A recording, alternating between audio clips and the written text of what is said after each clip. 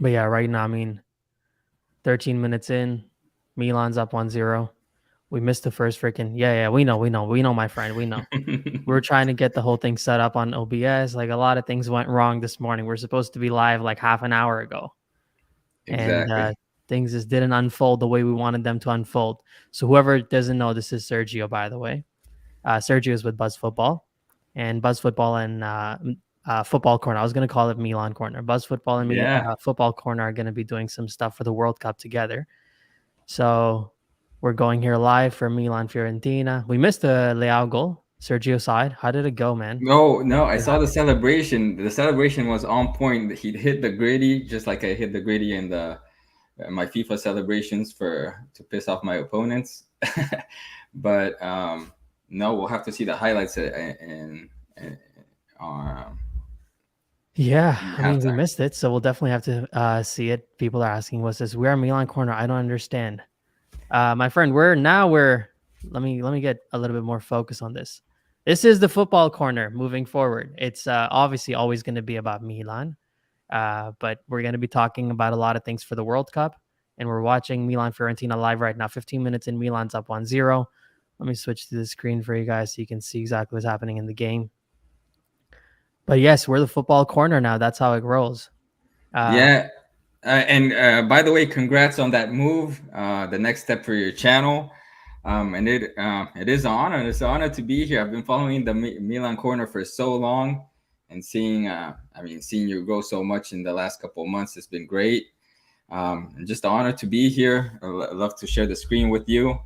And congratulations on that next step. We're excited to see what's next for this channel. And what we're gonna work on during the World Cup. Good things to come. yeah, lots of football stuff. That's the focus, right? Yeah, Lots of football stuff. Lots of obviously it's always going to be Milan. yeah. Everybody like I've gotten a few messages on Instagram too. They're like, "Yo, Kush, what's going on? Are you not Milan anymore?" I'm like, no, no, of course, this will always stay Milan. But for the World Cup, guys, you got to talk about some other football too. I don't want to put myself in a tight box. I want to loosen up the box a little bit. So here we are, Leao running into the box and gets fouled right on the edge. Oh, that's his goal. That's what they're Yeah, showing. Oh, yeah, that was a nice goal. Minute and a yeah, half in. Yes, yeah, definitely. exactly. There we go. Can't wait to see some World Cup footage. That's the plan. So, Buzz Football and Football Corner are going to be partnering up to create some World Cup specific content. That'll be pretty nice.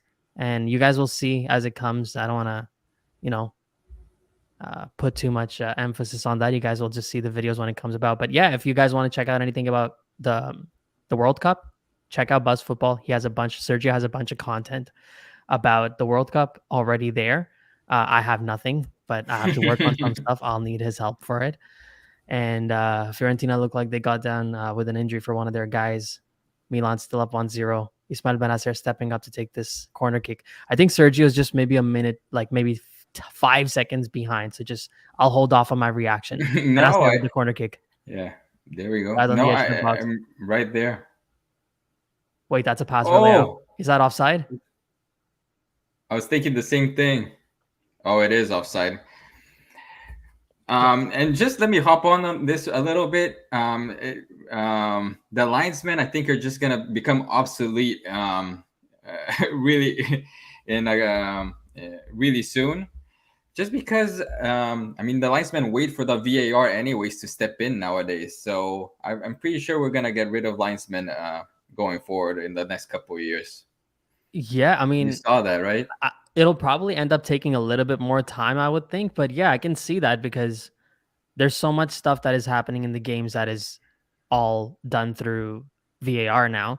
So the Yeah, linesmen do become a little bit obsolete. I think they just need those extra pair of eyes to see if there are any fouls. Because yeah, when the ref is all the way on the other side, and there's a fight happening in the center and in the between the center back and the striker on the other end, then they'll probably need the linesman. But really now they can capture so much with video, they don't even really need that. It's yeah, crazy because you're watching the games and you're watching VAR. VAR is like 4 or 5, like 6 screens in front of them. There are 3 guys sitting there, and you can pretty much see the future of football being right there. yeah. All right, let me Exactly. address some of this stuff because some people are getting emotional here. All right, Milan is our emotion, bro. We know you as Milan Corner, and I can't take the sudden jump, but I will adapt. Anyhow, good for you, Kush. Uh, nothing. the thing is, like, I can't stop making content about Milan. Of course, this will always be a Milan channel. But if you guys see right now too, I have some playlists on the channel. We're probably just going to create a little Milan corner inside the football corner. So that's never going away. Just take it easy, guys. Nothing's changing. Don't worry. And if you think about it, everyone's gonna watch the World Cup, and when you're watching the World Cup, you're looking out for Leao, you're looking up for Milan players that are in the World Cup. So we're all gonna enjoy it together. Oh, almost a That was goal there close. for Milan. I Yeah, saw that. Yeah, that was almost an error yeah, from Fiorentina's goalkeeper. Giroud was on him, but last second he was able to save that. Uh, Looks like Dodo's off. Got an injury.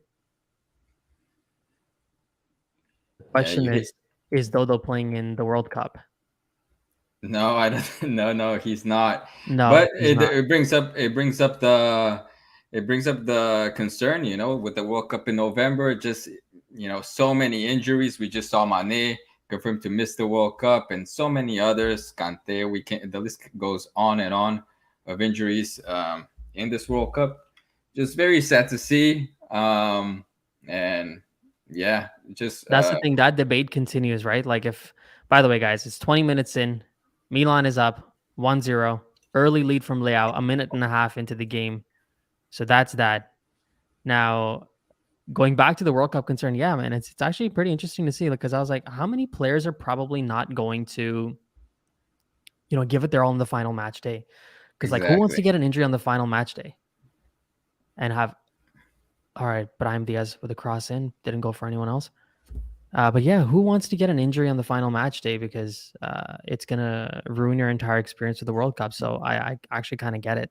Yeah. Which brings up the whole debate about, should the World Cup even be happening right now? Should the World Cup even be happening in Qatar? All that Yeah, other we can stuff. go on and on about that. We all know the answer. Should it be happening in Qatar? We all know what happened there, but yeah, I mean, all jokes aside, it is concerning. But I guess Lau, that's going to the World Cup, scored for us, so he's not saving himself too much there. Yeah, no, Leao is giving. It looks like Leao is jumping around, falling down, so he's giving it his all. Mm. Um, Now, if there's one thing that I can do right now quickly, is I'll take the full focus here. And guys, you guys know how this works. If you haven't already, 21 minutes in, Milan's up 1-0. You want to watch the highlight of that Leao goal in the first minute, in the second minute?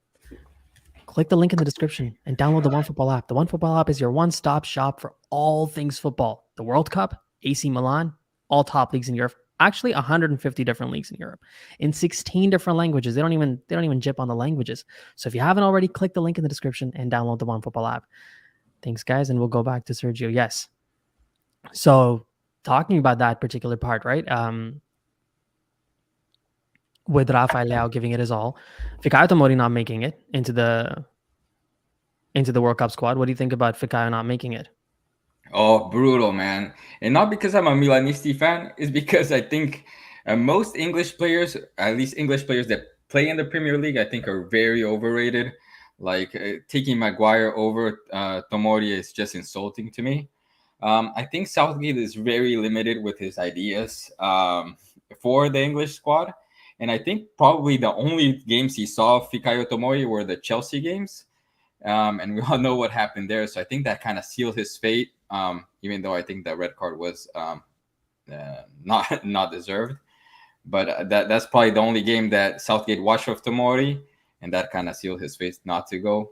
And that's one of the reasons why I don't think England is one of the top candidates to win it all. I mean, their defense is really slow, and Southgate, I think he's just gonna repeat the same mistakes he's made in the Euros and in the World Cup. Just kind of, if he finds the lead, try to park the bus, but see the other team tie and win against them after starting the game behind. So Yeah, I mean, yeah, that's kind of how he went about in, I think, the Euro final, right? Like once they went up a little bit, well, once they scored the initial goal, then they kind yeah, of sit back in defense. So his play style, for all the criticism they have of like Antonio Conte and a lot of the stuff that happens in the Premier League with Italian coaches and Italian football culture in itself, they do seem to play somewhat similarly in the World Cup, they have a little bit more of a careful approach to how it goes. So hold on, Fiorentina with the free kick here. Oh, that's a good kick, cleared out. Tatarusanu with the save. Is it going to be a goal? No. Oof. Benacer goes out to the Fiorentina guy from distance, a shot, corner kick. Tata with the save. Oh boy, Tata Rushano doing a solid performance for a backup goalkeeper. I mean, I really like Tata Rushano, but I mean, you can't ask more from a backup, really. But how much does it hurt not having Magic Mike there in the under the post? You know? It's brutal, man. Yeah. It's not having Mike Maignan is like there's so many levels to that. The problems that come with that.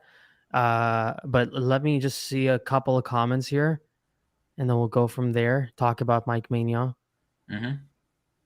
Bro, seeing Chelsea condition, I'm pretty confident we can make Leao stay. Or can we? Maybe because of their condition, they're gonna give more money to bring him in. But yeah, I mean, if Leao is smart, he would not go anywhere else right now. Not for another 4 years. I think Leao should stay at Milan. Who do you guys think will win the Golden Ball? My guess is Valverde of Uruguay. I mean, Valverde has been playing amazing in Real Madrid. So, you know what? Who can answer this question better is definitely Sergio because he's made a bunch of content about the World Cup on his channel, Buzzed Football. If you guys haven't already seen it, go check it out. But Thanks. yeah, what do you think, man? Tell me who do you think gets the Golden Ball? Because you made a video specifically about the young guys. Yeah, and Valverde is definitely one of my top three favorite players to watch right now. It just seems like he can play anywhere on the field. I really like watching him. But Uruguay as a whole just doesn't impress me. Their collective game, like how they played in the Copa America qualifiers and in international friendlies, they just lost against Iran. So I wouldn't bet my money on him winning the Golden Ball. If I had to put my money on someone, I don't know. I don't know. Yeah, is Neymar a cliche answer? I mean, Brazil is definitely has good chances uh, in this World Cup, and I think the more games you play, the more chances you have of scoring more goals. So By the I way, think to everyone watching, Sergio is Brazilian, so there might be a little bit of bias leaking bias. in about Neymar there. All right, Yeah, Neymar. there is. I guess Neymar could be it. Messi could be it. What do you think of the chance of Argentina? Because a lot of people are talking about the fact that obviously this is going to be Messi's last World Cup. So there's Yeah. some questions about Messi, and what are the hopes that Argentina can have from this World Cup? Yeah, so not to plug in my content too much here, but I just posted my first tier list No, is there a leading up goal? to the. Hold on, are we behind? We are behind, so it's. I don't know. I'll let you take the reins here. Oh man, but I'm watching the game. There's nothing here in the 27th minute. Oh, they are on attack. Oh, they are going from the right flank. Oh, lovely layoff for the number 23. That should be. Oh my god, that's such a terrible goal. That No, just slipped right boy, underneath no, Atarushanu. you can't make this stuff up. Tata, Tata. He's yelling at everybody else, but is he actually supposed to be yelling Yeah, at everybody else? Let's see a replay of that goal. 1-1. Milan won. Fiorentina won. 28 minutes in. It's game on.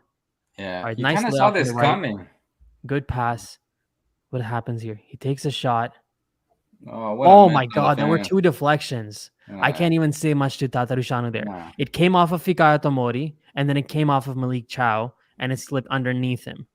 Yeah, I think it took Fikayo's first deflection, and then Chow's deflection, and then it goes right underneath Tata. Just a mess in our box, and they end up putting it in. Yeah, Oh my brutal. god, that Oh, Chow literally backheeled this goal. It's one of the most creative own goals. All right, guys. I mean, don't know who to blame there. It was just a mess, like in the in the box. I guess just like the system in general. It kind of reminds me of the first Chelsea goal in London. Um, just like the ball bouncing everywhere in the box, and then someone putting it in. The first goal against Chelsea. Or was it the first goal? I don't know. I remember one of them being kind of chaotic there in the. Yeah, this was definitely chaos. But that's the thing. This team has been so weak defensively. That's obviously a lot of people are noticing that. Is that just Milan's defensive capabilities this season have been so different compared to last season, especially the last 10 games of last season. They were just so much more solid. But again, that we were having this discussion that we kind of left off was about Mike Maignan. And you have to kind of come back to that and see if, that is one of the reasons why. Is it because Milan doesn't have Mike anymore? The defense is just not getting the confidence that they need to have. But something like this, I mean, it's semi-freak goal. But the questions could be asked if it was Mike there, what would happen? Would it be any more No, different? exactly. It's one of those topics that you can't really, put your finger on. It's not like statistics. It's just, like how players feel with the goalkeeper behind them and how they act. Maybe they try to do a little too much and give up more space than usual. But yeah, I definitely think that Mike makes a big difference in this defense. Yeah, I mean, looking at our backline, because there are a lot of questions about the backline, and here's the thing. This is what I kind of talked about in the previous video too. My previous four takeaways from the Milan game. I think it was against. Wait, our last game was a loss too, right?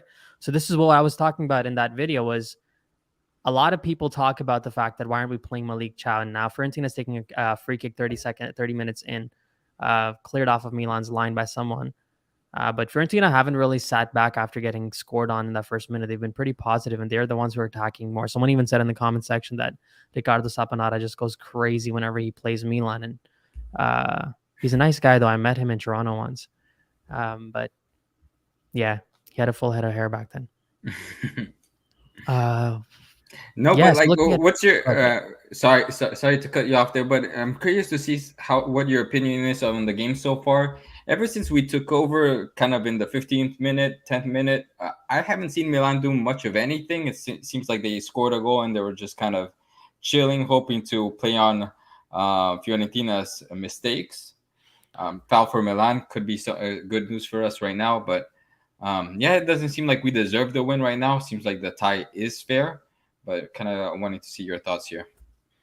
Yeah, I mean, up until now, I think it's pretty much evident for us to see we started off pretty well positive, and Leao got that goal. But since then, it's been mostly Fiorentina in attack. They haven't really held back. Milan do have a free kick now on the edge of the Yeah, box. Sandro Tonali and Theo Hernandez are sitting on this. That's the thing. You got to put these games away. You're up 1-0 early on. Whenever you go up 1-0 early on, it's always going to be a tough one because you can't defend for, 90 minutes. But still, man. Theo Hernandez with the free kick. That's a good kick cleared there by Fiorentina's goalkeeper. Giroud passes it out to Fikayo Tomori. Tomori pushes it out to Leao on the left. Rafael Leao, nice turn. Pass the ball out to Pierre Kalulu. Bad pass. Kalulu has to move back a little bit. Is he going to cross the ball? And no. Yes. No, he is not. Ben, I said, so Milan's last game, man, I'm like drawing a blank here. Milan's last game was wow. Rafael Leao just dribbled through like a gate those Fiorentina players made. He just opened up that gate. That's a good ball in for Pierre Kalulu. Kalulu, is he going to take a shot? Why didn't he just pass Oof. it to Olivier Giroud? Come on, Kalulu. He was in the box. And the Should have commentator passed is it just saying to the same thing you're saying. Why did he just play the first touch there? exactly. Dude, Lau has such a special touch with the ball. Like the way he carries the ball is so different from any other player I've seen nowadays. I just love to see him play right now. Yeah, I want to see him play a little differently than this. Ooh, no, that's nothing. Fiorentina wanting a penalty, but it was all ball. But obviously the guy is flopping here on the box, but I don't think it's a penalty.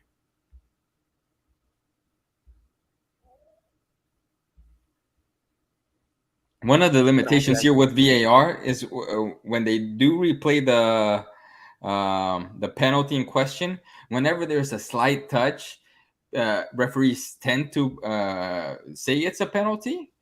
because they think, they don't know how hard the contact was or whatever. So I think there's a lot of mistakes because of that. Um, but Oh, there is a penalty review that is going on right now. that's There is a all review for going me. on. Oh man, come on. All right, let's see this because I think the website is a little bit ahead, so I want to just get our own reaction here. What happened here? Because I can't understand this. I don't There's a think it's VAR review, but it doesn't look really like a penalty.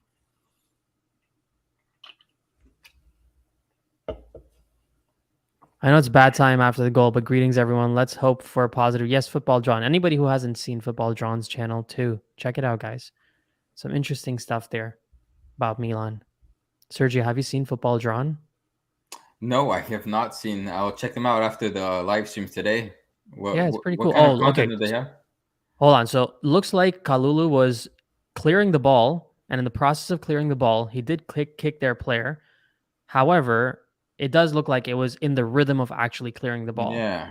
He wasn't just kicking the guy while kicking the ball. Because the thing is, like, if you get the ball, then you're not going to get a penalty for it if you end up hitting the guy in the process. So that wouldn't sound right, but there is still an ongoing VAR review according at least to Yeah. FootMob, but I'm not sure.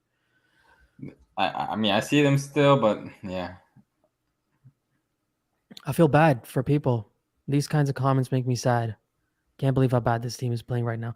You know what? Just going off of this comment and seeing the picture that that he has in there with Davide Calabria, I think one of the most, and this is I'm guilty of this, one Hmm? of the most underrated elements of Milan's team this season has been Calabria's absence. The amount that he brings that I didn't even realize that he brought to the team is the amount of defensive presence that he gets. The right flank, although Kalulu hasn't been too bad, but I think Calabria brings a different type of stability to Milan's defensive line. And missing Calabria and not having Kalulu partner up with Tomori a little bit more may also have, alongside obviously Mike Maignan missing, may also have an impact on the fact that we're not very good defensively right now. Yeah, definitely, definitely. Do you have any idea when he's coming back for us, or Yeah, I mean it's no? it's done. Oh, the Milan gave up the ball there. Oh, lovely dink, cut off by Kalulu. Well, I think at this point in time, I mean, last game of the season today, so Yeah. I would have to say that he's probably going to be back after the winter break. And then Crazy how we have the World Cup. just to add to your response to Joel, that said, I can't believe this how bad this team is playing. Well, I can. I mean, like you're in the office, you're seeing the clock tick, and you have a big vacation coming on. Like, you're just kind of half-assing it a little bit. You're already thinking about what you're gonna do in your break, and it's no different with these players.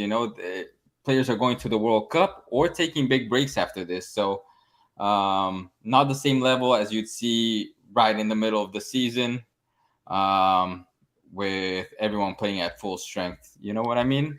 Yeah, I mean, I Uh, think sometimes probably what people don't realize and we kind of forget ourselves is like we miss it is like these are not video game players, right? These are real human beings and they have those same emotions. The fact that they have an upcoming break, it does sit on you just like it sits on us. Is like you. I mean, obviously you're not. It's not supposed to, but for some of the players, I'm sure there's a degree of like there's you don't want to risk injury leading up into the World Cup, especially if you're one of the World Cup players. And yeah, you have a 1 month and a half coming up. You do start to take your foot off the gas a little bit because the momentum is switching to the World Cup now. The momentum is not as much into the season now. Like even today's game, even if there's a loss, I think it's interpreted a little bit differently compared to if it was in May or in April. You're more stressed out about that loss today. You'll be like, the World Cup's coming. We'll figure it out after the World Cup is over. Because today is what, game 14? So we still have 24 games to go in the season. So I want to highlight this one comment. Where was this comment? Let me find you and let me call you out, my friend. This one right here. I can't agree with this at all. I can't agree with this. Not yet. 24 games to go in the season. Don't worry about it. Right now, like we'll talk when it's flipped. When we're 24 games in and there's 14 games left in the season, maybe there's a little bit of more of a conversation that is reasonable to have. And especially if you're into the last 10 games of the season, that's when you really figure it out. But I think leading up into the last 10 games of last season, it was Inter who were the favorites to win the title, not Milan.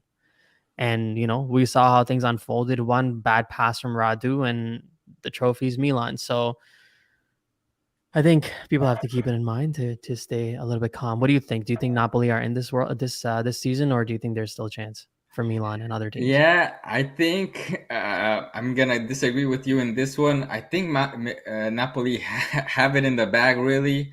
Um, Not because mathematically, obviously, there's so much to play for, but Milan is still in the Champions League. They managed, obviously, to make it through the group stage, which is huge, and Inter did too. So I think next year, when we're like playing the playoffs in the Champions League, we might prioritize that over the league, because players will be like, well, we're like 8 points away or so. Why don't we just give it our all in the Champions League? Maybe pace ourselves a little more in the Serie A, and just guarantee that Champions League spot, that top four spot. But I don't know. Maybe I'm looking too much into it. But for me, 8 points is a lot to ground to make up, especially thinking about how Napoli are playing right now. But definitely not impossible. But things aren't looking good right now. Wasn't there some stat that said that if once a Serie A team has gone 8 points, by the way, guys, it's 40 minutes in 1-1. Fiorentina significantly more impressive in the first 40 minutes. Milan was impressive in the first 5 minutes. And after that, Fiorentina's really just semi taken over the game. So it's 1-1 again at the San Siro. Milan needs 3 points today. There's no way around it, considering the fact that Inter beat Atalanta away from home. And considering the fact that Napoli beat Udinese, that was also Udinese was a tricky team, at least at the beginning of the season. We cannot drop points today. Nothing. It has to be 3 points in the bag. Yeah. So they really are going to have to have a serious team talk in the second half. And going back to the conversation about Napoli being the title winners this season, yeah, I think there was a stat that said that at 8 points in, 13 games in, if a team is leading by 8 points, they never lose the title. So, or they haven't lost the title in the 3-point era. I believe that was a stat. So, I mean, you have to fumble the bag really bad if you're so far ahead, and then like to let the other team come back from that would be pretty big, pretty significant. And Milan, I mean, I don't know what your thoughts of the off season were, but I saw Milan a lot stronger in the end of last year than in the beginning of this year. I don't know. I feel they should have had like a replacement for Brahim Diaz. CDK so far a big disappointment, and I kind of talked about that in one of my videos. I didn't think that he was the marquee signing we were like hoping for. Maybe in a couple of years he'll mature into one, but hold up, Fiorentina attack. Fiorentina attack.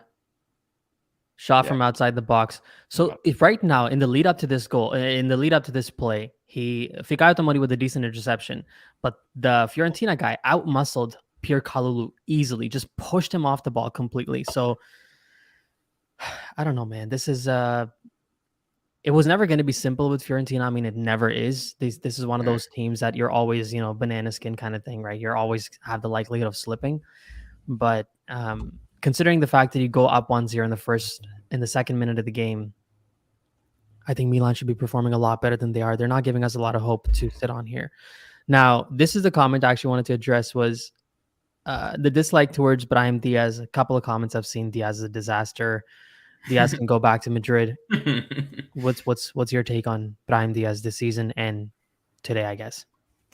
Brahim Diaz has never been consistent, in my opinion.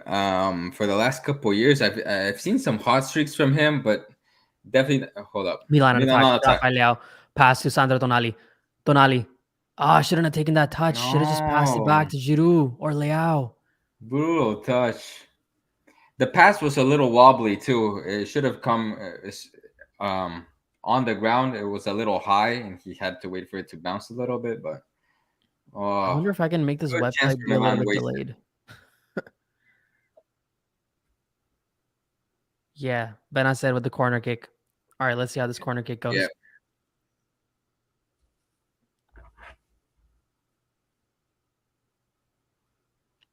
Yeah, I mean, the thing about Brahim Diaz, like, I'll come back to Diaz after this Benacer corner kick. Benacer kicks that in, cleared out, didn't even touch a Milan player. Already out. Fiorentina on a semi counter. Nope, cleared by Ficarto Mori. Milan back in attack. Oh, good one. Benacer. Fiorentina with a shot from distance, from shot pretty much their own box to, all the way to Tatarusanu. Goes out to. Very, very sloppy football here. The two teams making mistakes. Yeah. Yeah, I mean, going back to the Brahim Diaz discussion, right? What I'll say about that is, considering the fact that Charles de Ketelaere, was signed, 35 million spent on him. My concern about the whole Brahim Diaz thing is, I feel like he actually didn't play too bad this season because he hasn't been our first choice number 10. It has been CDK. Benacer wins possession, goes out to Olivier Giroud. Giroud gets tied up. Brahim Diaz. Oh, goal. Diaz! Shut us up. Shut us up. Oh, Shut us up. cleared off the No. line. Oh, we're just talking about Brahim Diaz. Cleared off the Yeah. line. That That was a might have foul even by come. Yeah, might have come back for Benasser. foul anyways.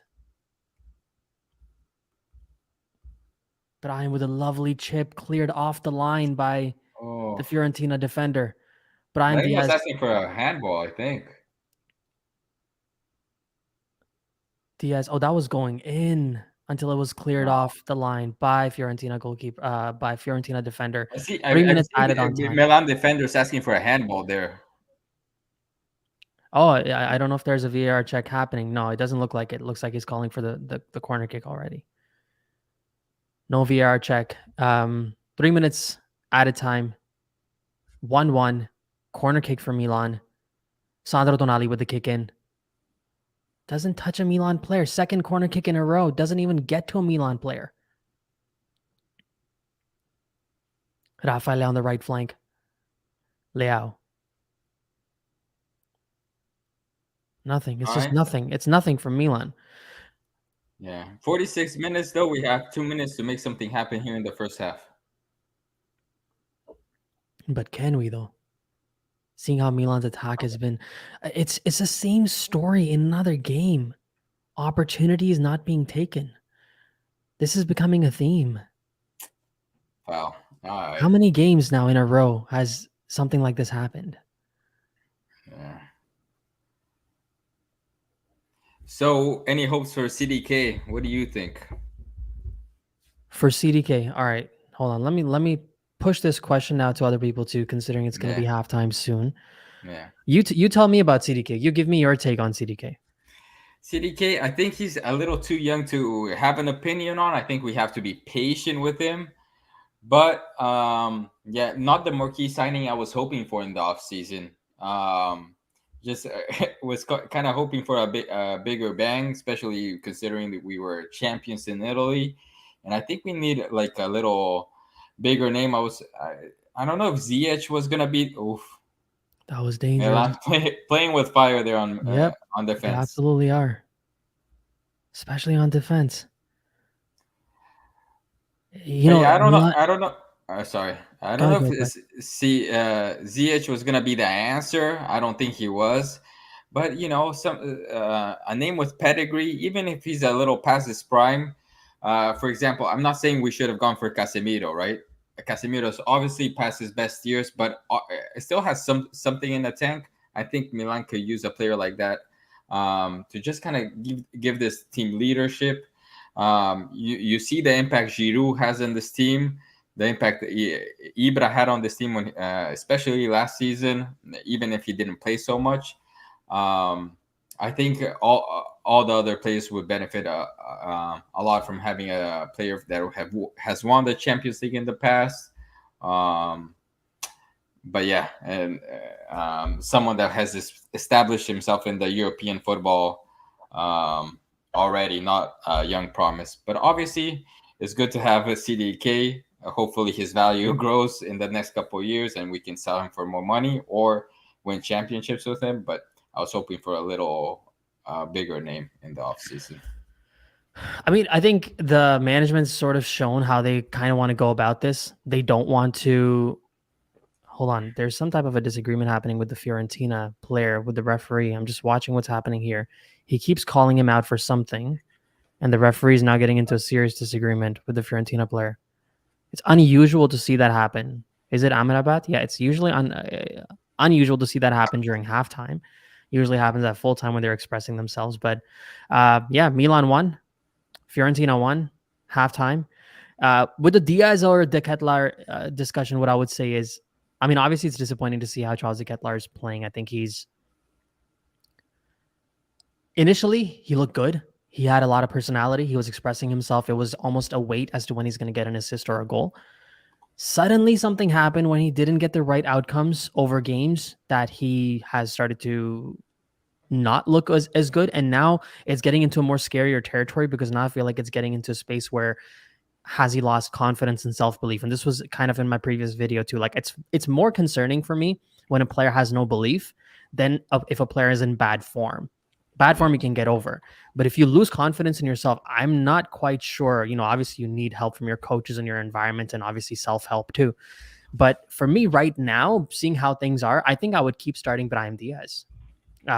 Just because of the way that Brahim Diaz seems to be a little bit more energetic on field today.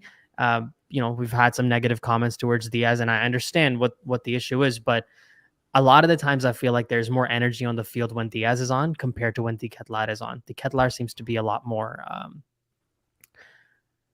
I don't know, it slows down. He's not using what he's capable of doing, and he just kind of slows down Milan's attacks. Yeah. Pretty much compared to, as I said before, Theo Hernandez and Fode Ballo-Touré. You pick one of those guys on your left flank. Theo Hernandez fires the attack forward. Ballo-Touré just kind of like kills it right there. And it's the same thing seems to be happening with CDK and Brahim. Brahim is electric. Things are moving forward when it's going through him. Yeah. And when CDK is on, you're like, all right, there's going to be a pause and play. So that's, my concern. I'll go through some of the comments here. It should be Krunic or CDK. No, my friend, I'll still start with Brahim. That's just my take. Great. While we wait for CDK to maybe become good, Inter will have the second star. We need a player to come in right away. No, and I mean, yeah, I just like patience is key for CDK again, but yeah, like Patience I for said, how long though? I mean, how long? yeah. How much time are you going to give CDK? I think we're a little spoiled because we see like stars like Musiala and Bayern, just I think freaking 18, 19 years old, just taking the reins of the team, pretty much taking the spotlight from Mane. I mean, he's 21 years old. He can mature a little bit. Not going too far. Maybe I have a cold take on this, and people are gonna trash me into the comment section. But a couple years ago, I was not convinced by Leao. Maybe it was his demeanor a little bit. I think Ibrahimovic, when he came into the club, and Pioli, when he came into the club, both kind of set him straight, and his form just skyrocketed from there, from those last couple of games in that season onto this season. Well, onto last season. I'm sorry, and this season. But yeah, just be patient. He's 21 years old. I think we can get something from him. Yeah, I mean, let me know in the comment section. What do you guys think? Would you how much time? Like I actually want to know how much time, because we are all saying, and I'm saying this too, I'm included in this, we have to give CDK time. How much time, Sergio? Do we give him till February? Do we give him till next season? Do we just write off this season? Because you're talking about Musiala at Bayern Munich. Closer to home, Kvaratskhelia at Napoli has just taken the league by the scruff of its neck, and he's just like running the show and saying like, I'm the captain now. And that's a little bit different compared to what CDK is doing. Doesn't seem to have as much belief or confidence. What do we think about that? Well, I think it's just we're gonna have to use the I'm approach of, assuming you're giving him the whole season. yeah, definitely, and not putting the pressure of having him start important games, coming in a sub here, sub there, and then deciding whether to loan him off in the end of the season. I know it's frustrating because we paid a lot of money for him, but it is where we're at right now. We bought a unproven player, and we're kind of paying the price. I mean, there's always a risk with these young players that have the potential of becoming 100 million euro players, or have a have a chance of flopping too. So Yeah, I mean that. I guess that is always there. And now, since it is halftime, there is one matter of formality that I have to do. If you guys haven't already, Sergio is here from Buzzed Football. This is the Football Corner. If you guys haven't already, click the link in the description and download the One Football app, your one-stop shop, as I always say, for all things football. World Cup's coming up. All World Cup news is going to be there. AC Milan news. You want to watch Rafael Leao's goal from the second minute today's match? Download the One Football app. The link is in the description. Just click on it and you can watch Leao score that goal. And then if you want to watch Fiorentina's goal for some reason, you can watch that too. Milan right now 1-1, and here we go. Here's how things are going. The discussion we're having is Brahim Diaz or the Ketlar. Now, just a roundup on the first half for Milan. Going to kind of see what unfolded. How do we see Milan's performance? You want to take the back line, talk about Tatarusanu, Tomori, and the rest of the guys?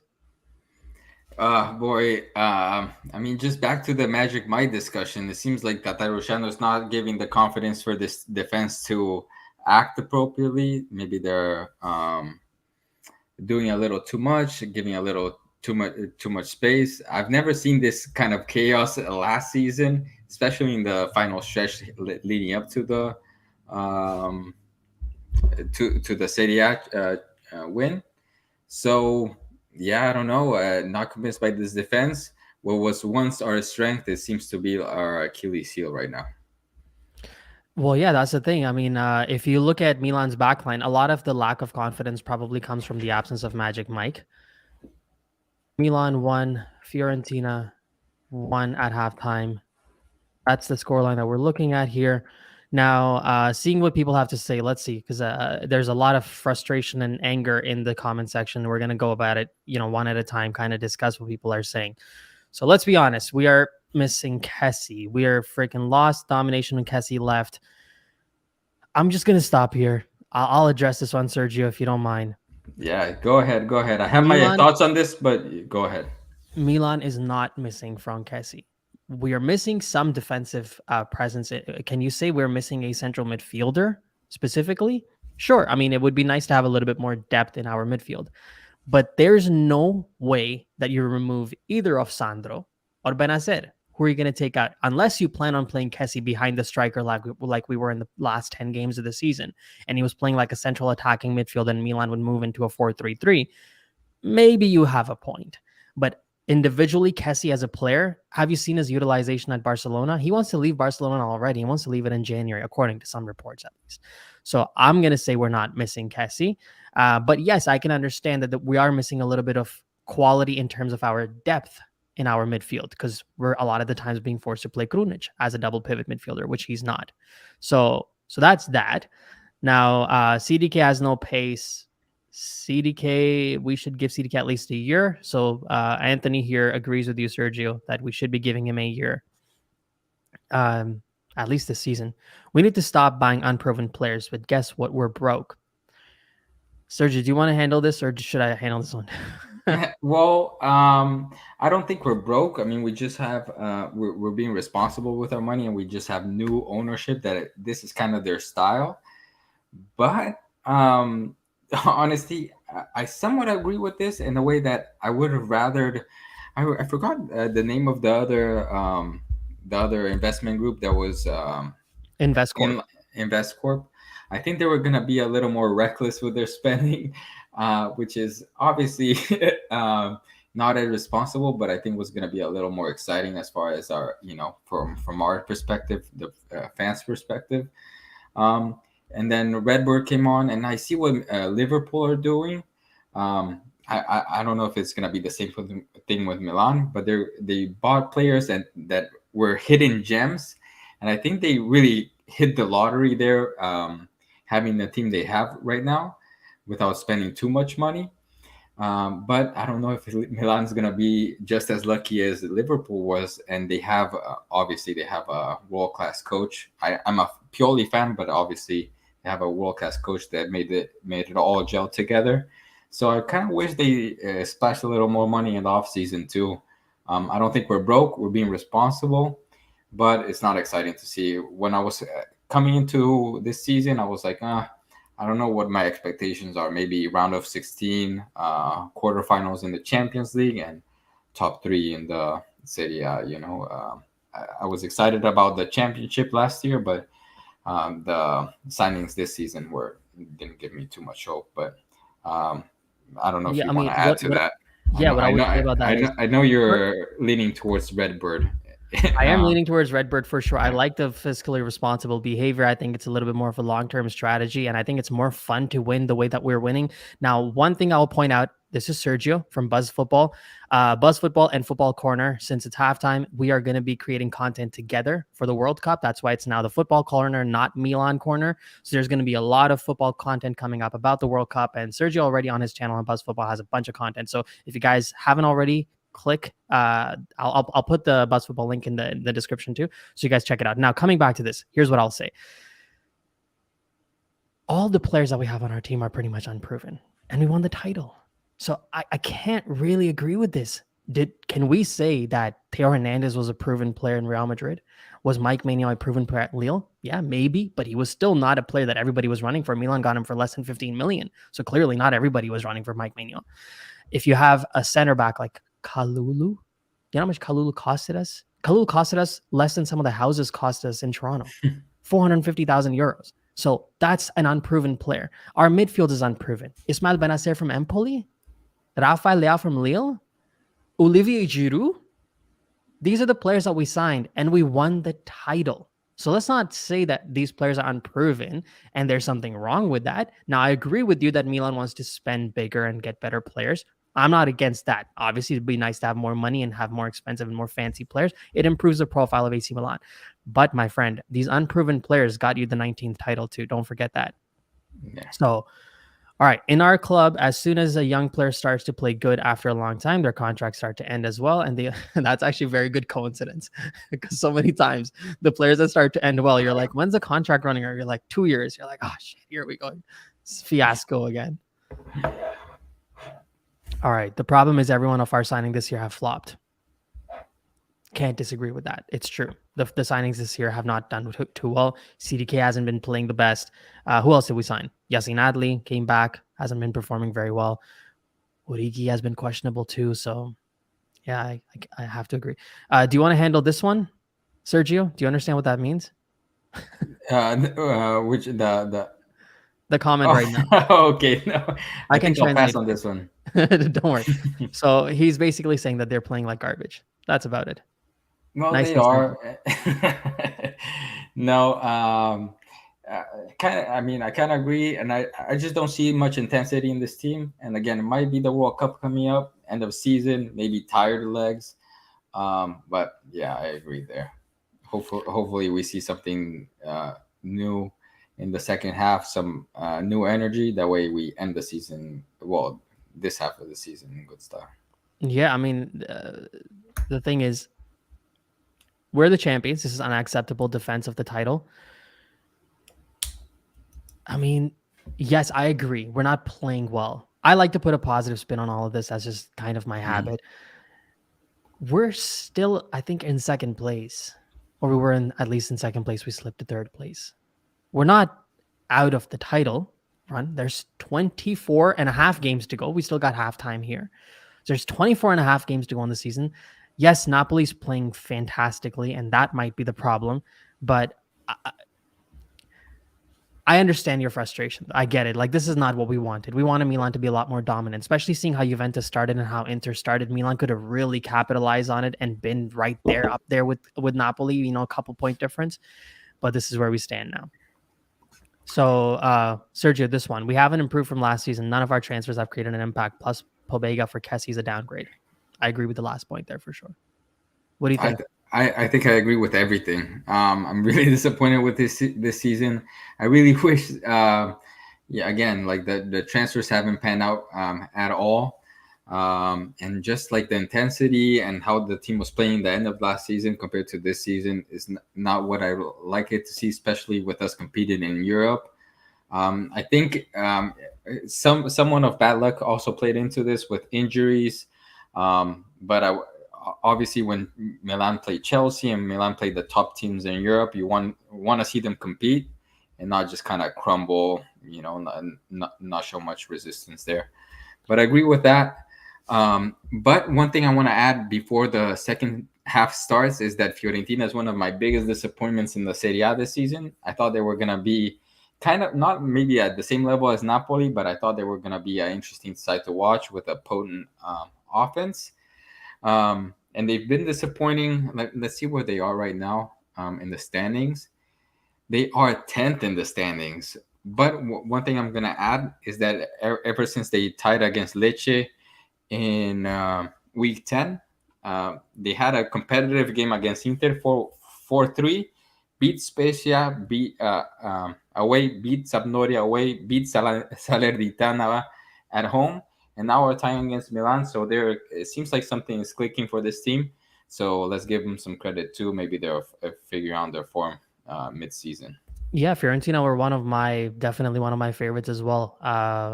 When I did my season preview, I kind of talked about the fact that Fiorentina might be one of the surprise teams, and because last season they drew a bunch of games. If they had just won those games instead of drawing like 14 games, they would have made it into the top four. So they were a dangerous side last season too. So they have also downgraded obviously 10th place, but again, guys, keep in mind we're only 13 games into the season. Today's week 14. Game is back on. Milan won. Fiorentina won. Here we go. Fiorentina come back right on attack. Bad pass from Sandro Tonali there. We need a winter transfer window. I might not disagree with that. What do you think, Sergio? Yeah, I agree, but I don't think nothing's gonna happen. Anything's gonna Really? happen. If anything, players are gonna go up in value based on World Cup performances, and I think maybe they're just gonna stick with their plan, how they've been in the last couple of seasons. Maybe a player here, a player there, but nothing that's gonna make an impact immediately. I hope to be wrong, but it seems to be more of the a style of management, obviously fiscally responsible, but not exciting to see when you're a fan and you just don't care about being in depth, I guess. I think Milan might spend this mercato, to be honest. Hopefully. Yeah, I think they might spend this mercato mostly because of what's happening, what's happened this season. That's the results have been uneven. There's only been will be 14 games played out. Hopefully we can get a goal in the second half, pick up the 3 points. But if we don't, then I think the ownership group will see it. And I think Redbird have seen how Milan has performed. And I think the way that they decided to spend money on CDK and they agreed that we should spend that 30 plus million, I think they might be a little bit more spendy than they wanted to show.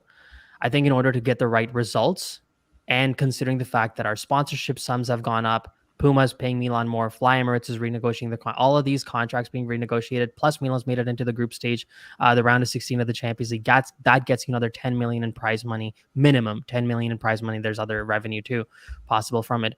I think they might be open to spending a little bit in the winter mercato, especially because you have 24 games left after this one. You're not looking at another 13 games after the winter break. So, but honestly, yeah, I wouldn't be surprised if we don't. To be honest. Yeah, but one thing where I think there is hope is, I mean, this was the first transfer window for them, so a lot happening for this group at once, and also like you don't want to be that club that overspends on players, and you get that stigma. So whenever you're trying to buy a young player or a player that's kind of 30 million, you see Manchester City, PSG coming, you up it to 40 million, but maybe the management, well, the ownership was sending a message to other clubs too, saying we're not going to pay for players, not going to get into bidding wars, and kind of sending that message in this transfer window, and hopefully getting a little more aggressive moving forward. If there is a signing that has to happen in this the winter mercato, which position do you think you're looking at the most important? Like, which is the most significant position that Milan has to get a reinforcement for? Somewhere in the midfield, or I mean, I love Giroud. I think he's overperformed so much. When he first came from the Premier League, I thought he was going to be a total flop, and I think he was one of the most underrated players last season. Um, I mean, I gave him all the credit due, but I think people didn't toot his horn so much. He did a lot for us last season, but I think a number 9 would be incredible, like a attacking player or a right winger, or midfield. I think defense were still solid despite having some questions too, but either right wing or attacking midfielder would be ideal. Some a difference maker, Brahim obviously playing decently, but we need someone that is like when things are going wrong, you can just throw the ball at him and just trust his skills. Oh, that's a beautiful pass from Oh. Kalulu. And a lovely shot from Olivier Giroud running in. Can't ask for Just more cleared there. by their It was goalkeeper. close. Yeah. Olivier Giroud's letting the fans know to start making some noise because that was close. Pierre Kalulu from the right flank made a nice darting run in. Fiorentina had overcommitted players in the front. Brahim Diaz is the one who actually got the ball to Kalulu. Kalulu made a quick decision pass to Giroud. Giroud with a Beautiful. lovely shot on goal from Yeah. that angle. That was fantastic from Giroud and Very Fiorentina's good from both of goalkeeper. them. Yeah, Yeah, you can't ask for more. it was right on goal though. It was right on the goalkeeper though. Right at the goalkeeper. So he handled that one. Yeah. That was something. That was an opportunity for Milan. Let me answer a comment here. I just want to, because it kind of touched base with me. Surprised at how Tomori is showing so much nervousness after such an impressive season last year. Yeah, same here. I mean, Tomori is one of my favorite players. I'm really glad that we got him for the bargain that we did.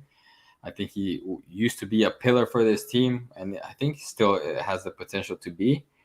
But again, I think he was trying to prove himself to make it to the World Cup because even in the Euros or a couple years ago, he's running behind so many other players like John Stones, Harry Maguire, and a couple other central defenders in England. I think he tried to do a little too much in the Champions League and trying to prove himself a little too much. Maybe that weighed on his shoulders. Um, but I don't know. I wish he did I wish they called him up again. He's I think 24 years old. Would have given England a lot more. That oof. Good kick by Lau, almost a goal. Deflection. I think it's a corner Oh, kick by Milan. They're not a corner Mateo kick. Hernandez shot from distance. Leao with that strike. Oh, it was right around the corner. I thought Right it was around a the corner goal. kick. Oh, there it is. It is a Yes, corner it is a kick. corner kick. Sandro Tonali. But yeah, just to finish off my point, think he was trying to prove himself to make it to the World Cup, but Let's ended see up. this corner kick. Sandro Tonali. Oh, Tonali has the ball again. Crosses back in. That should. Oh my goodness! Right, the face of the goal. Brahim Diaz and Malik Chow tried to get on that. They couldn't, but he was offside. All right. Yes, sorry. Stepped on your point there. No problem there. But yeah, just ending my point.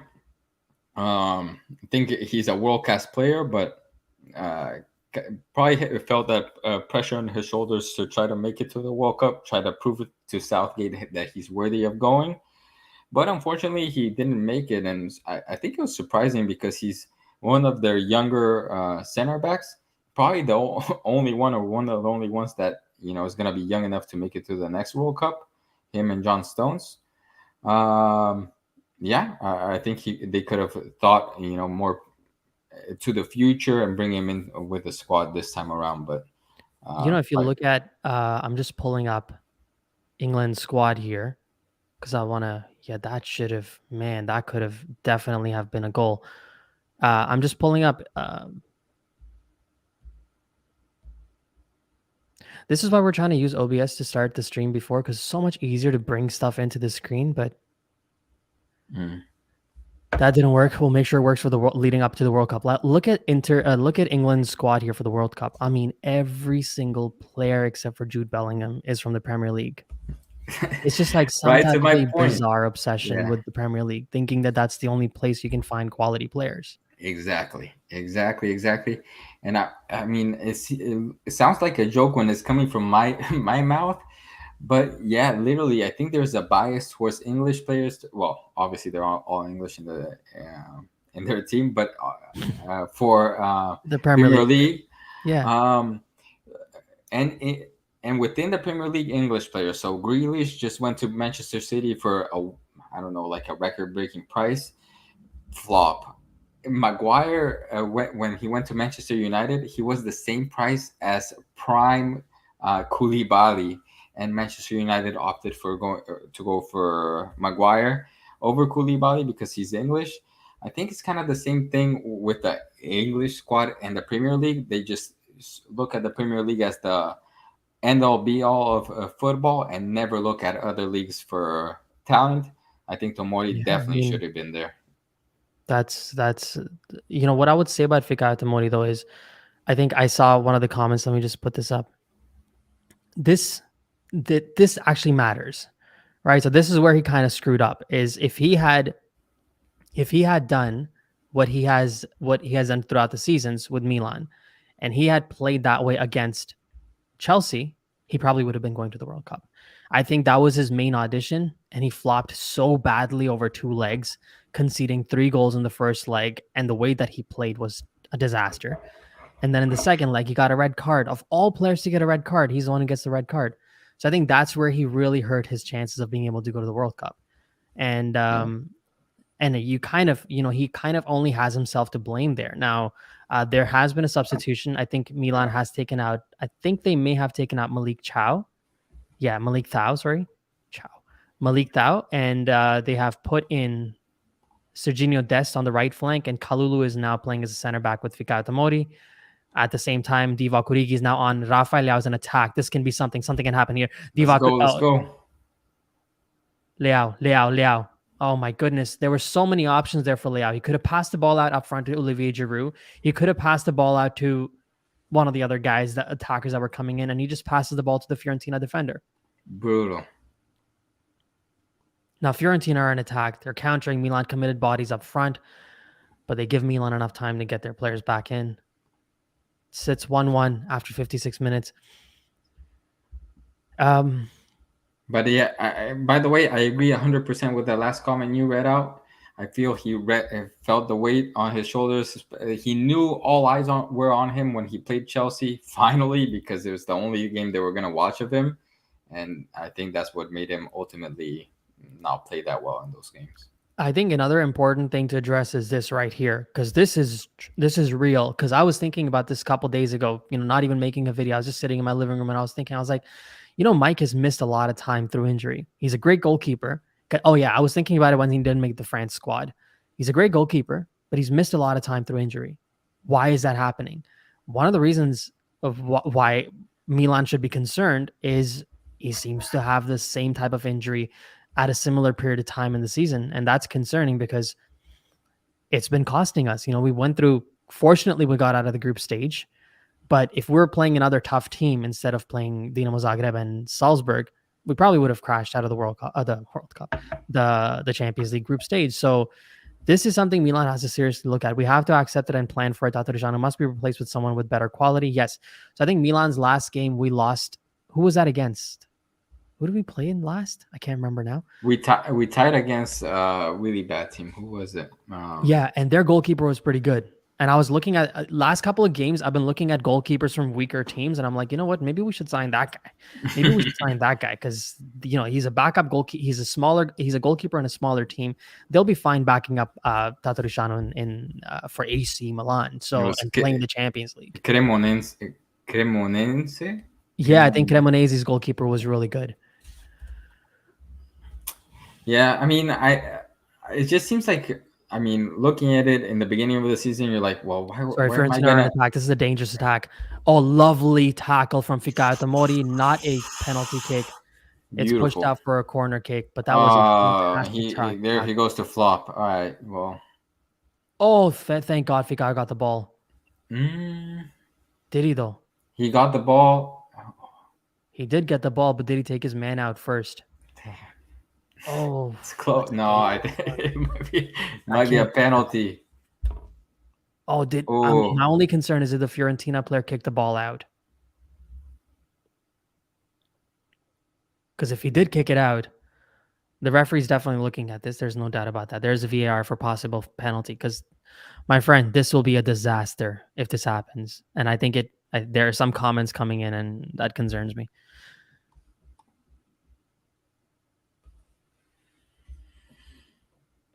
Oh, yep, he's checking. yeah, I I think think he's it's gonna be a checking. penalty. Especially if he watches it in slow motion. N- Not in the yeah. I think it's gonna be a penalty. We're still in it. I've seen Milan come back from um, Oh, worse we're not. situations. Yeah, Sergio, if we come back from 2-1 down, I mean, I'll be the happiest man, but I can't. This team isn't looking very good. yeah. So we got some spoiler alerts here. Lab Gorilla. Come on, man. If you're going to do a spoiler alert, let us at least know. Wait for 5 minutes, man. Please. Let us give our original reactions to the game. But he's letting us know there's no penalty. So at least there's that. But we don't know. Maybe he's fake news and maybe there is a penalty. We'll find out soon enough. Going Well, through some of the comments. when was it? It wasn't Empoli. It was another game where there was many goals in stoppage time. Do you remember? Or Oh, like yeah, time? that was Empoli. Milan scored. Fode Balotelli scored. And then Leao scored that chip goal. That was against Empoli, yes. Oh, okay. That was big. 60 minutes in, Milan won, Fiorentina won. Rafael Leao with an early goal. And since then, we've just been waiting for something to happen for AC Milan. If you guys haven't already checked out, make sure you guys check out Buzzed Football. A lot of content about the World Cup there, Sergio here. And when the World Cup starts, there's going to be a lot of content that Sergio and I are going to make together for the World Cup. So you guys are going to be seeing his face a lot. You'll be seeing me on his channel a lot. Fiorentina with the corner kick. Oh, Lord. I thought that hit someone's arm. It didn't. It's a corner kick again, Rade Krunic.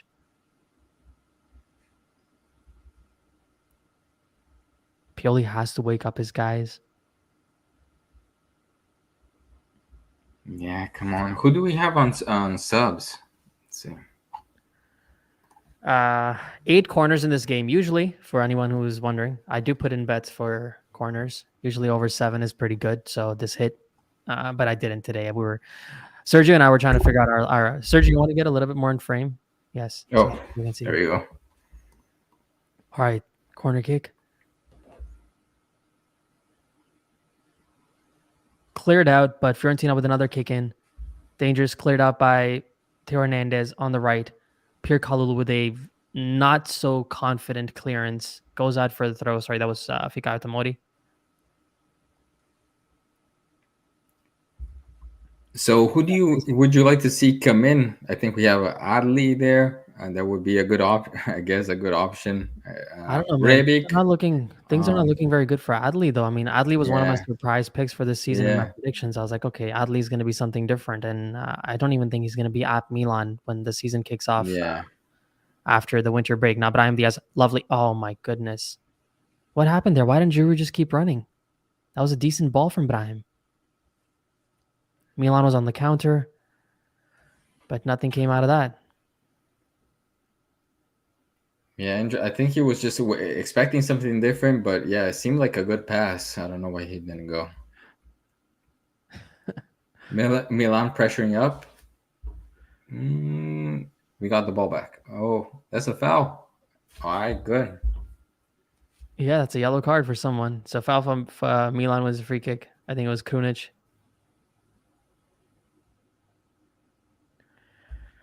Come on, guys, let's go. Let's do something. So again, Adli Rebic, which would be interesting. CDK again. Other than that, Yeah, I think 65 minutes in, someone's going to come on. And I don't know if it's going to be Charles de Catla. Sandro Tonali with the free kick in.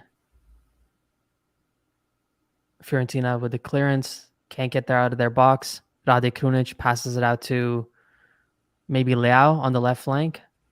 Yes, it was Leao. Early goal for Leao, but since then, Milan fans and Milan are just waiting for something to happen. Pierre Kalulu.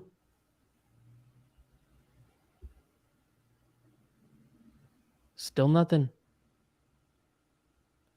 Cyprian. Ball goes all the way back.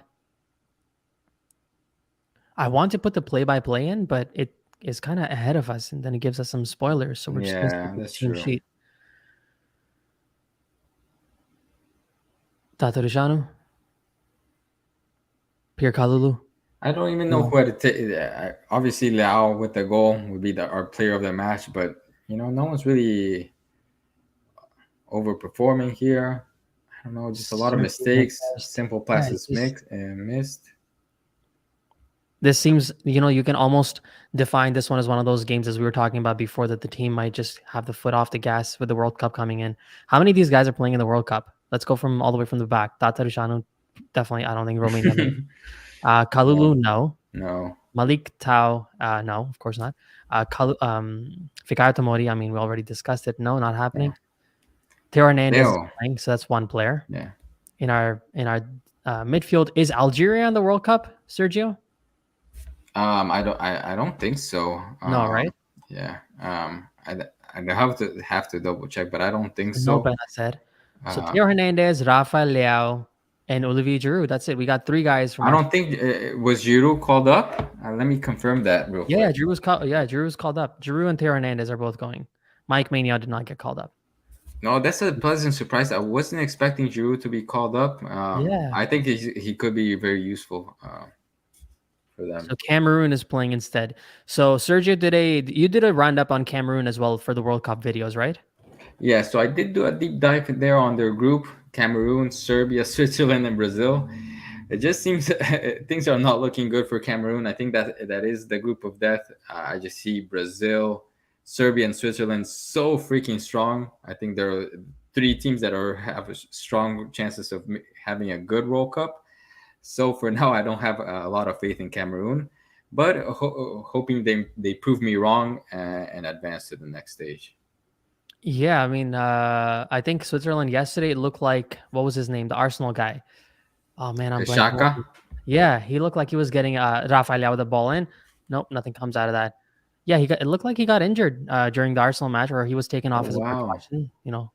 That's the whole concern right now. Simon Kjær, I think, was called up for Denmark as well. Denmark's in the World Cup. Sergio knows Yeah. everything about the World Cup. Yeah, Kiad, obviously we know he's back healthy, so good news for Denmark. Denmark getting Kiad back, Eriksson back, I think can be good for morale. Obviously, good for the defense and midfield too.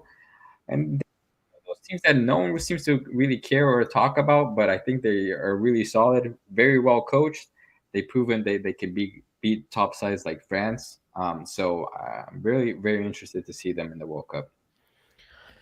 Yeah, I think someone just commented here he's the captain of Denmark, right? Yeah, I think he was the captain when the whole Ericsson incident happened. Yeah. So I would assume he'd still be the captain because Yeah, he's barring absolutely. any last minute changes, he should be. Yeah, so if I haven't already repeated a few times, Sergio here is from Buzz Football, and we're going to be doing content about the World Cup together, Buzz Football and Football Corner in collaboration for the next month and a half or whatever time the World Cup is. So if you guys haven't already, make sure you check out his channel, Buzzed Football, subscribe, and all that stuff. He has all the predictions about the World Cup there already, so he's ahead of us. Thanks. I appreciate it, Kush. Very happy to be in this channel with you. Sharing the screen with you is an honor, and a lot of fun. So we'll very excited to put out content with you during the World Cup and hopefully beyond that. Yeah, for We'll see how sure. things That'd be nice. go. Yeah, for the World Cup, you need a bit of help. There are 4 games in a day. I can't put out content. It's going to be hard for you to also put out content. I mean, the 5 o'clock games for us here and the 8 o'clock games are not going to be very easy. So, Yeah. yeah. So we definitely need each other's help here. Hey, so No, this is new to me. So if you don't mind, let me ask a question to the chat. I would love to see everyone's yeah, opinion on who's gonna win the World Cup. I really want to see what the consensus is. I yeah. just Let's put a see. All right. video on my tier list, but I want to see what other people think too. So I don't know if you guys want to talk about that a little bit. Yeah. So you put in a tier list video about who you think is going to win the World Cup, or like a power ranking. Like, what did you do Yeah, there? so a month ago I did a prediction video that is not looking too hot right now, but now I did a power ranking, and In my top two, I do have Brazil and Argentina. It hurts me to put Argentina up there because they're my biggest rivals, but right now they seem to be the two teams with least questions heading into the World Cup and coming in the hottest. But Oh my obviously, God, Fiorentina on. Oh, what was that? oh, Kalulu. almost a own goal. Pierre Almost a Kalulu own with a goal. lovely pass back to Cyprian Tatarusanu. Could have Yeah. been a goal there for Milan. I mean, for Fiorentina. Own goal for Milan. Yeah. Oh, that's a corner kick. All right, yeah. So comment section, let us know your World Cup pick. Let me throw a little banner out there. But before we do that, I just want to address this one particular comment over. Where is it? Where did my friend go? Sorry, I'm just looking for this. There we go. All right. So if we want to handle this particular comment straight up, here's what we're going to do. Fiorentina did take their corner kick. Tatarusanu did clear it. Oh, by the way, I just remembered Tatarusanu used to play for Fiorentina. I think his best year as a player was in Fiorentina as a goalkeeper. I think that season he was hot. So yes, so no OneFootball plugin? Absolutely not. There's always going to be a OneFootball plugin. So if you guys haven't already, click the link in the description. Download the OneFootball app. OneFootball app has been sponsoring what used to be the Milan Corner, now Football Corner, for months now, and we appreciate their support. If you haven't already, guys, if you want to watch Rafael Leao's goal from today, or Fiorentina's equalizer, or the goal that is about to come, which is going to be from Milan when we take the 3 points from today's game, you can watch the highlights in OneFootball's app. Click the link in the description and download the OneFootball app. All right, now going back to your question. So your question was prediction, right? So let me throw this out there for people. Let us know in the comment section who you guys think is winning World Cup. Sergio is Brazilian, so if you guys say Brazil, I think you get extra points. But still, let us know what you guys think. I mean, obviously, let's see what this where this attack for Milan ends up. Leao on the left flank. Yes, Leao on the left flank, taking his man on. Oh, Olivier Giroud with a fantastic, almost. How is this guy doing this at 36?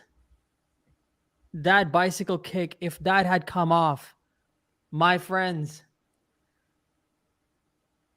Olivier almost.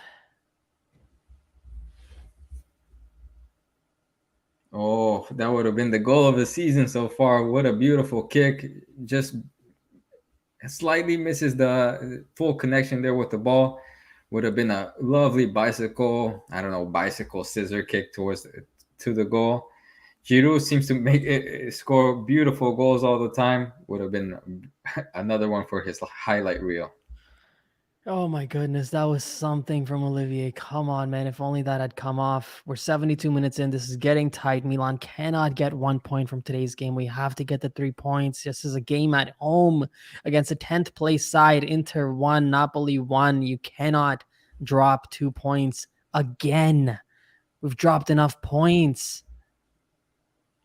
Come on, Milan. All right, let's just go with this comment for now. Come back to the World Cup conversation in the post-match because I think everybody's now getting frustrated with where Milan's going today. So let's just bring this in. Fiorentina are in attack. All right, for the last 20 minutes, Sergio, let's just focus on Milan. Yeah. Tatarusanu with the ball. Throws it out to Serginho Dest. Decent control. Dest is going with the U.S. team, called up already for Qatar. Dest tries to dribble this ball past Oh my Dash. God, Dest! I forgot about to talk about this guy. He's been horrible all season. All right, Rafael Leao gets this. He's trying to use his pace, but intercepted by Saponara from the looks of it.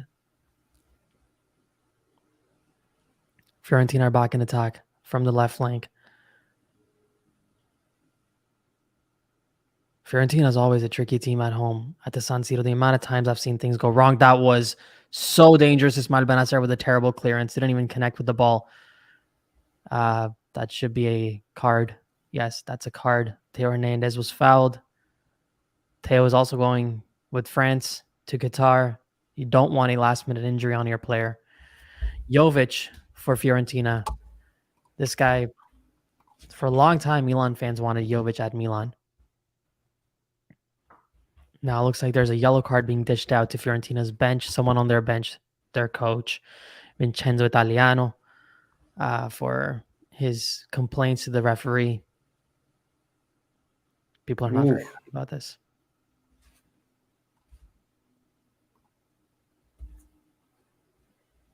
Strong foul there by Jovic.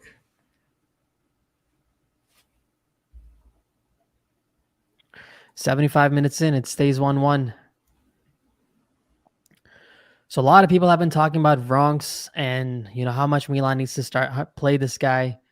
A lot of people have also talked about Malik Tau, how many people how they need to play this guy. So here we go. Malik Tau got his appearance today. Vronks is getting his appearance now. Let's see what they can do. Obviously, we're not going to judge them based on 15 minutes. But yeah, I mean, they get an opportunity. Dest for FFS.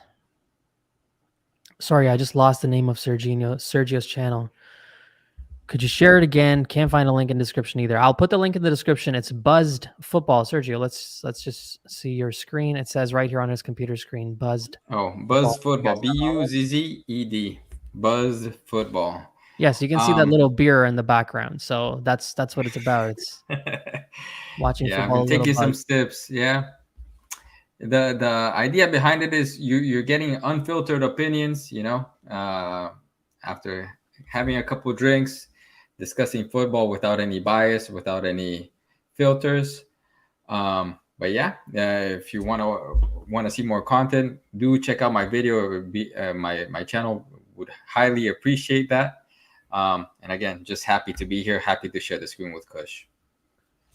All right, so here we have an attack flowing from the left from Rafael Leao. Shot from distance. Oh my goodness, that might have been offside. Divock Origi's there. Oh, I'll be honest, I didn't even realize Origi was on the field. That's how absent he's been. I just saw him right now. I don't know if he got subbed in right now. I think I saw him 5 minutes ago, just make an appearance somewhere. Wow, that's not good. Hold on, let me put it here.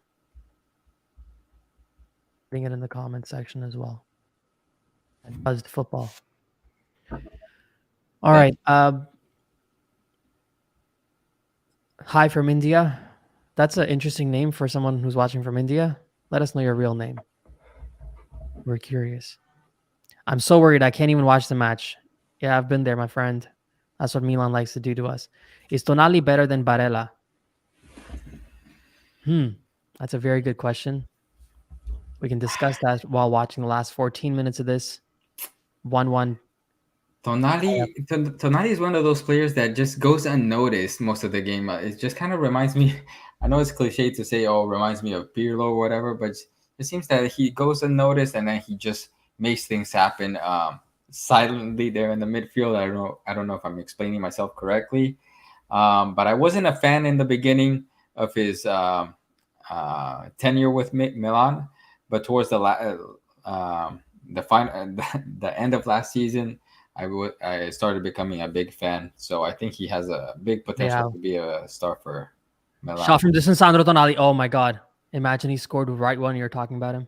Yeah, I mean, Brahim almost did. So maybe we just have to start talking about specific players here, so someone scores. There we go, Serginho Dest. Lovely control. Take a shot, my friend. You deserve it. Is that it? Something's gonna happen there? Rafael Leao. Oh my goodness! You cannot tell me that was offside. If that was not offside, that should have been a goal.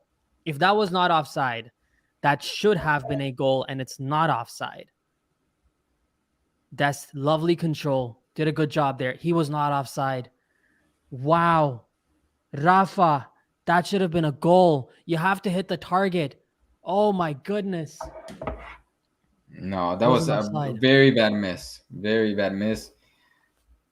Oh, look at Giroud. I don't know if you see Giroud there on the stands, his doppelganger.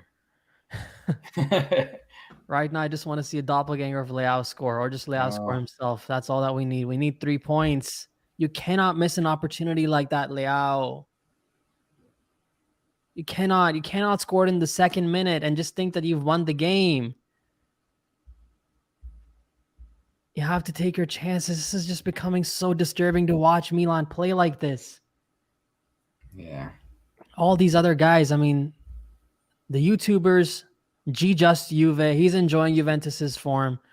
Uncle Sharma is not having a hard time watching Inter. Some of their games have been fantastic. Just us here at Football Corner, us here at Buzz Football, we have to watch this Milan side, I don't know, slumping for some reason. Yeah. We just want to enjoy a game. Ismail Benasir from distance. Can this be something Olivier Giroud cannot control this, man? What do you think? The guy's on skates? So what do you think, Kush? Predictions for this game? 2-1? Is it going to stay 1-1? I'll be honest. A lot of the times when Milan goes 1-1 down, and someone already, Fuji's and Funyuns already mentioned this. I do talk about my bets a lot in the videos that I create. A lot of the times when Milan goes down 1-1, or I will consider that down. It's a draw, but I'll still call it down. I put money on Milan winning because the odds are good.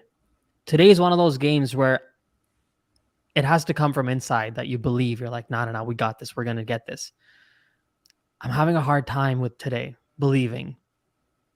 I think the highest likelihood is that this game sits 1-1. And if there's any team that wins, it's Milan. We're into the final 10 minutes. Vronks with the ball in the midfield. Who do we take off? Sandro's still there. Ismail is still there. Who's Vronks on for? Oh, he's on for Brahim Diaz.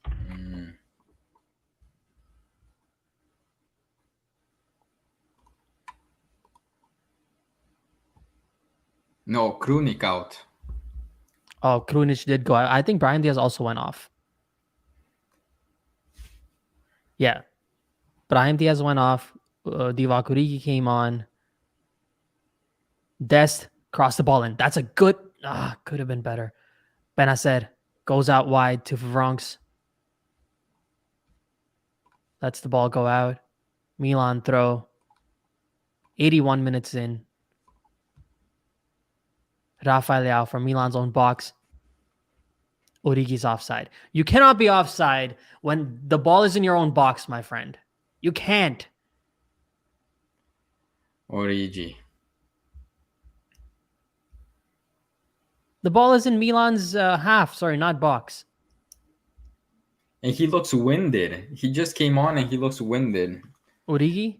Yeah. I'm winded. Oh, this is dangerous. Can Kalulu clear this? He didn't manage to fully.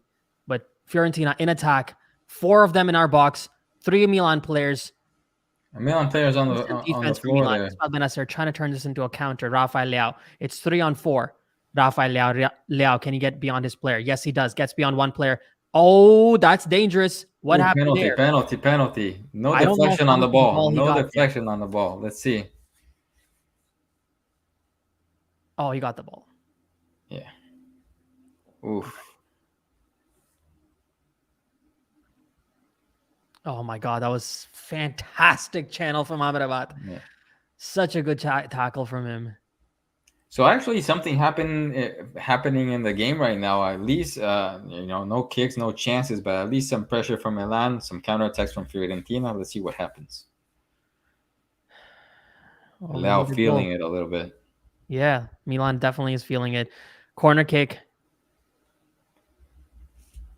Nothing really from it. Well, let's hope this happens. Jasdeep Singh. Jasdeep has been watching Football Corner content. Used to be Milan Corner content for a long time. Like one of the early guys I still remember. So appreciate it, man. But yeah, Giroud or Teo will snatch us a winner. Well, let's just hope you're right. 83 minutes in. One video I remember from back in the day in Milan Corner. I don't know if it was your favorite jersey or one of your favorite jerseys, but it was I ranked Milan's jerseys, home kits. It was this one, and this is not by far, because they're all pretty similar. This is one of my favorite jerseys too. Yes, I loved watching that video back in the day. I want to say it was like at least half a year ago. It was definitely a year ago that I put that video out.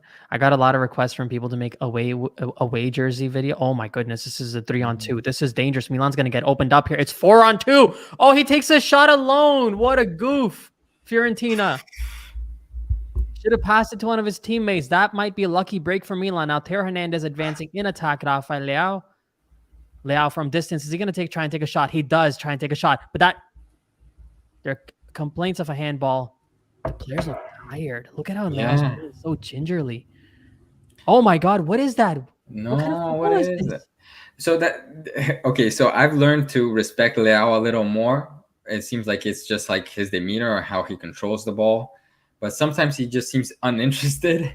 You know how he walks around and jogs all over the field. But I've learned to respect how he plays. But when things don't go right, it doesn't look good.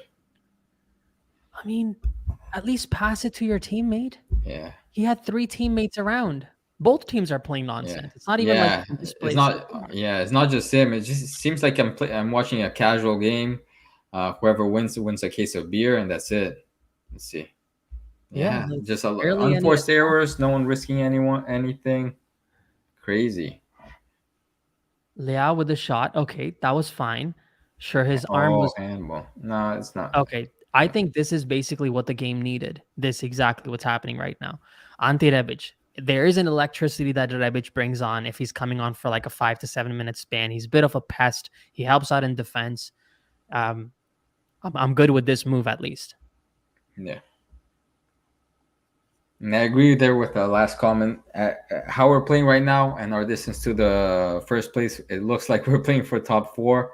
I hate to say it in so early in the season. I hope to be wrong, but right now that's how it looks. That's how our objectives look this season so far. Yeah, I mean, I would say top four would always obviously be the first goal just because of the monetary benefit of playing in the Champions League. Yeah, But when you have teams that started the way Juventus did, Fiorentina had a dangerous attack. Oh my God, that's a terrible ball from them. That could have been so much more dangerous for Milan. Milan have not managed to score a goal, obviously, but Milan have also been very lucky in not having conceded a couple goals. We could have been down 3-1 by now, yeah, seeing how Fiorentina has been playing. They have had so many good attacking opportunities.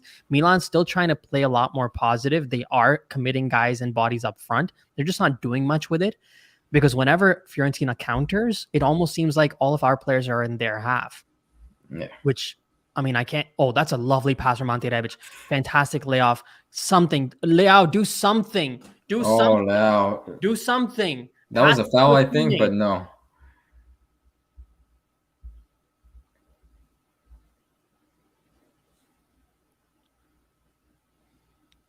How can you even get mad at this? I mean, what do you even say about this? Like, use a teammate. Why do you have to do all this trickery all the That time? was a foul though. But yeah, Was it? it looked. I mean, they didn't call a foul, but it was that. It Yeah, looked look like at a that foul there kid's in the reaction. replay. But no, Rafael, a serious candidate to be the. Well, I guess he scored a goal, so he can't be the worst player of the match. But he's killing the Milan's counter attacks right now. This is just bad.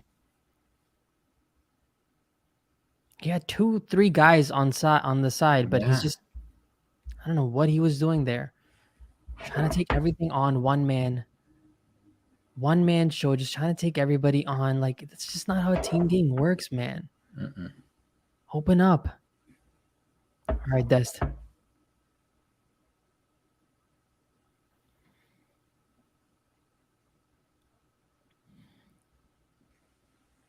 All right. Well, let's see. We got 2 minutes and a half in regular time, and then plus whatever the referee adds on in stoppage time.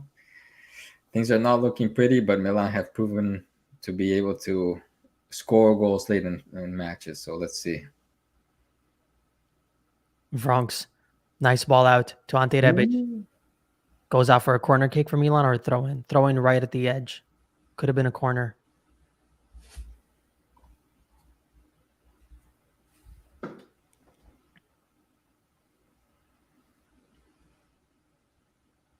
Dest. Bronx. Bronx. Nice work, buddy. Good cross in. Cleared out. No one on the left for Milan. Rafael committed inside the box. No one on the wings. Did he pass it to Giroud? Almost. Fiorentina back in counter. Oh, their left wing is Milan's right wing is totally free with Dest. Easy cross in. Oh, is he gonna take a shot? He's gonna take a shot. Oh, what a save from Stomori! Off the line. What is this? I didn't sign up for this heart attack today.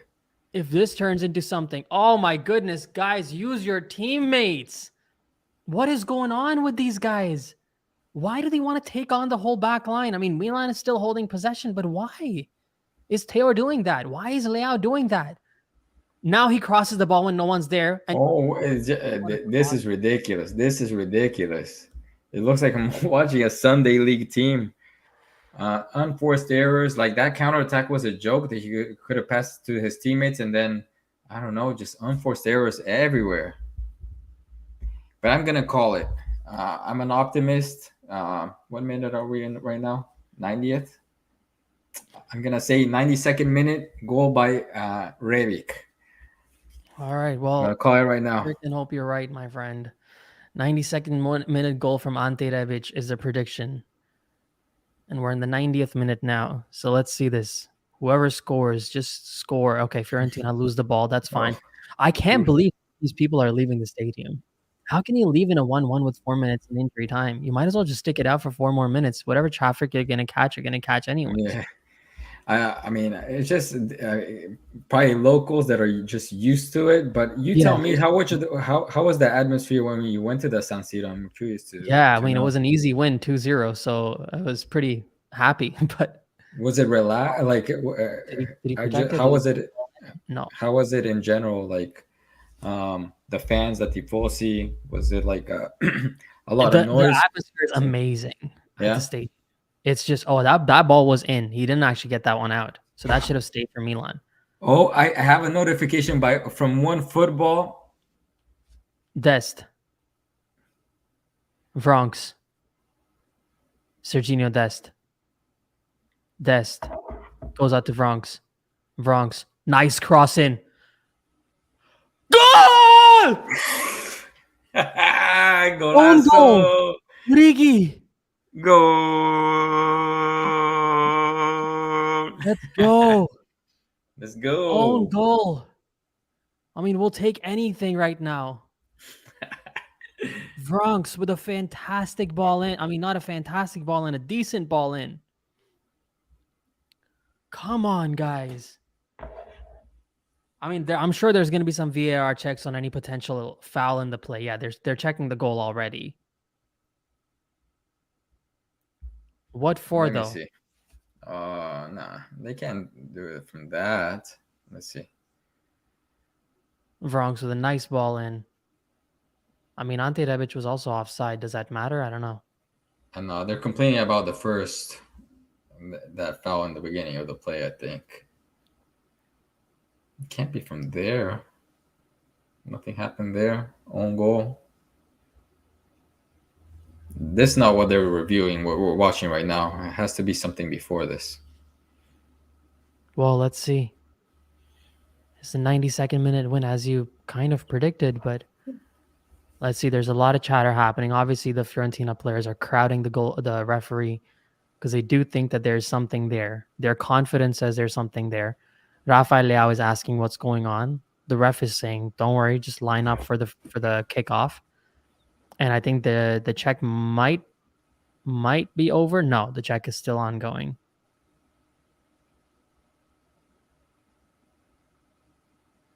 Tense moments, because if it's not this, not looking good for us. Very important 3 points would be. So it's an own goal right now from Fiorentina. Someone asked who scored. Own goal, a good cross from Bronx. That was pretty good. What did we get Bronx for? Are we going? Is this a kickoff? Origi celebrating. I think it's confirmed. The crowd celebrating too. I think that's good. I don't think there's anything there. There better not be anything there. Decent ball in from Bronx. Rebic tried to get that one. And we have kickoff. All right, so now Milan just has to hold. 30 seconds to go. I don't know if they'll add 1 more minute because of the goal, but all right. Rafael Leao in attack. Divock Origi with the ball. Pass it out to Leao. Leao, just kill time, my friends. Try and win a corner, take it to the corner flag. That's what they're going to try and do. 92nd minute potential winner for Milan. Rafael Leao crosses the ball back into Ismail Benacer. Benacer holding it in the corner flag. Rafael Leao goes out to Ante Rebic now. Milan's just trying to kill time now. There was a VAR check, so there's probably going to be 95 minutes instead of 94. But there's some space there for who is that? Oh, why would you make that pass, Benacer? Oh. Why would you allow them to come on the counter for no reason? You had the ball. Just hold on to it. I think Tomori might go to Tatarusanu. Oh my God, what an unnecessary corner kick to give up. All right, their goalkeeper's going to come up on this one. Life is never easy for a Milan fan. Fiorentina have a corner kick. This is going to be the last play of the game, ladies and gentlemen. Last play of the game. Fiorentina with a corner kick. Milan up 2-1 with a goal scored in the 92nd minute. Fiorentina cleared out. He might get a chance to take a shot in. No, cleared out. My friend, that should be full time. Referee, that should be full time. Oh, Ante Rebic almost got the ball from their goalkeeper. That should be full time. We're 95 minutes in. Why is he allowing more time to play? Benacer gets the ball to Rafael Leao. Now Milan can launch an attack. It's over. It has to be Ante over. Rebic. Oh, you cannot possibly allow more time. He gives a free kick for Fiorentina in the 95th minute. We're already one added minute into the added time. That's a free kick for Milan. Yeah. Milan, he kicked. Rebic got there before the guy. Rebic, he kicked Rebic.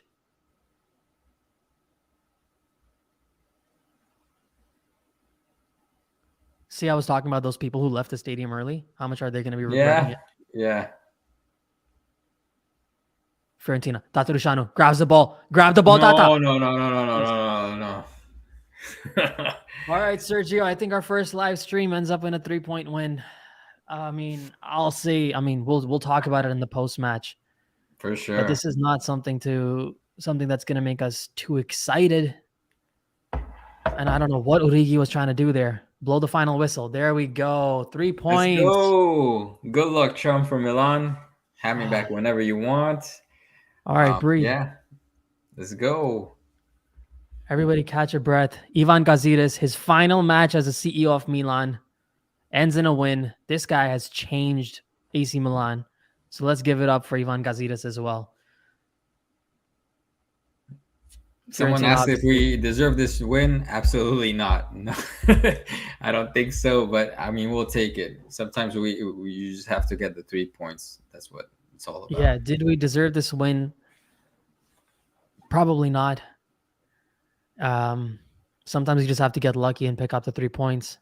Inter won their game against Atalanta away from home. Napoli beat Udinese. Both scorelines were 3-2 for the winning team. And Milan needed a win today. Needed the 3 points before the World Cup started. No injuries to any of the players from Milan. All of them, whoever was supposed to go to the World Cup is still going to the World Cup.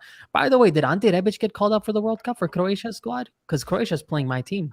Oh, wow. I didn't even think of that. I don't know if Rebic, I don't know if Croatia has announced their World Cup squad yet. Oh, God, thank the Lord. 3 points for Milan. Not the best performances from most of our guys. All right, let's see what you guys are saying here, and then we'll do a little analysis on the game. What F is Pioli doing? Oof. Shall we call it? Rebic wasn't even called for the preliminary team, so far from making the team. Wow. Croatia interestingly did a big rejuvenation in their squad. With the likes of Guardiola and other youngsters coming in. So a team that I'm very excited to see too in the World Cup because of that change they made. They still have the veterans like Modric and I think Perisic still playing at a high level, but they are mixing it up a bit. Point proven with Rebic and others not making it through the final cut. All right, let's just catch our breath for a second. Now, before we dive into our post-match chat here, we'll chat here for maybe 15, 20 minutes, chat about the game, see what happened, discuss it. I do want to let you guys know, if you haven't already, click the link in the description, download the OneFootball app, your one-stop shop for all things World Cup and football and Milan. Now we're entering the World Cup zone. We'll have a discussion on the game. But if you guys want to watch the highlights from today's game, you can always catch them on the OneFootball app. Again, click the link in the description and download the OneFootball app, guys. Now, it's a felony having Vronx on bench and Krunic playing. What do we say about that, considering the fact that he's the reason we won? Well, I think similar things happened. I don't know if it was last season or the season before when I mean, it just seems like Pioli has unfathomable confidence in this player. I mean, Krunic is not a bad player at all, but it seems like he just the coach loves him. He knows what he's gonna get from him. But I think it's time to risk a little bit, make some changes because I mean we've seen it in this game. The game changed completely once Krunic was out. What is his? How do you pronounce his name? Because I'm reading this comment here, Vronx. I don't know how to pronounce your name. Didn't know he existed, but I'm happy. Oh, you didn't know he existed? No. He has had a couple of appearances for Milan. He's been relatively decent. People have been impressed in how what kind of quality these guys have brought on, Vronx and Malik Tau. But I mean, the fact that they won, that's a whole other ball game here. It's Napoli's to lose now. Well, I mean, we can't really say that anymore. We got the 3 points. That was one. That was what mattered. We won, but we can all agree Pioli needs to sort it out. We're not playing well all season. Yeah, I mean, can't disagree with that. Will there be a miracle? Is it possible for Napoli to F up? Yes, I think it is. I absolutely think it's possible for Napoli to F up, but we'll have to see how they start off in the second half of the season when the World Cup is over and Napoli picks it up in the second half. Then we'll have to see what happens because right now it doesn't look like they're going to screw it up at all. But in the second half, can there be a shift in form? Can some players dip? Some players from Milan or other teams like Juventus is resurging right now. Can some of these teams pick it up and have a different outcome? It's totally possible. 14 games in, you cannot call a winner to the title. Not in my opinion, at least. What do you think, Sergio? Do you think Napoli has any chance of messing this up? Well, earlier in the video during the live stream of the game, I said that I think Napoli has run away with the title. But one thing to keep in mind is that there's a big break coming up. The World Cup, a big vacation. There's going to be a transfer window. So a lot can happen leading up to the next match in the Serie A. So, I mean, let's not write Milan off just yet, but it is a steep hill to climb. Yeah, I mean, I'm far more optimistic in Napoli messing it up. That's just me, though. We're making mediocre teams look good. Torino, Cremonese, Fiorentina. Origi is useless, and Pioli brings him in when we desperately need a goal, and only then Rebic. There's a lot to unpack here in this comment. We are making mediocre teams look good. I guess, I mean, we can agree on that. Torino did win against Milan. Fiorentina is not a mediocre team, in my opinion. Fiorentina actually is a team that is underperforming. Fiorentina was one of my surprise teams for the season. Last season, Fiorentina finished, I think, in 6th or 7th place, but they had 14 draws. If they had just picked up the right amount of wins from those draws, they would have not just made it into Europe, they would have made it into the top 4 because they didn't lose a lot of games. They are a good team. They're a little bit undervalued. This season, they haven't been there that good. Fiorentina just hasn't been that good, as Sergio was mentioning before. They're in 10th place. But yeah, Origi is useless. I would have to disagree there. I mean, who else is he going to bring on if you need goals, right? You're going to have to bring an attacker. And Origi is one of those players that you kind of have to bring on. So I think we can have a debate on that. But Pioli needs to definitely get some things sorted out in the squad. And the reason why I'll say that is because our performances over the past couple games, so interesting problems. The last game, we didn't start well. We're very slow coming out the gate. And then we tried to get back into the game. Whereas today, we came out strong, got that goal, but then dipped. And all of that sounds like a little bit of the mental where it's like, okay, you have to start well. You have to start with a lot of energy in 10 minutes, try and get that goal, and then dictate play. But Milan easily allowed Fiorentina to get back in. So there's no question Pioli needs to sort a lot out in this team. There's a lot of work to do over the World Cup break. Now, Serbia have a fancy-looking team. Sergio, Serbia, what do you think for the World Cup? Serbia, oh my God. I mean, I think it's like kind of the opposite as everything we're talking about Milan right now. boring games. It's hard for Milan to take over a game and just dominate a team outright. Serbia has Milinkovic Savic, Blahovic, Mitrovic, that I think is very underrated. Kostic. I mean, just so much quality in the final third of the field.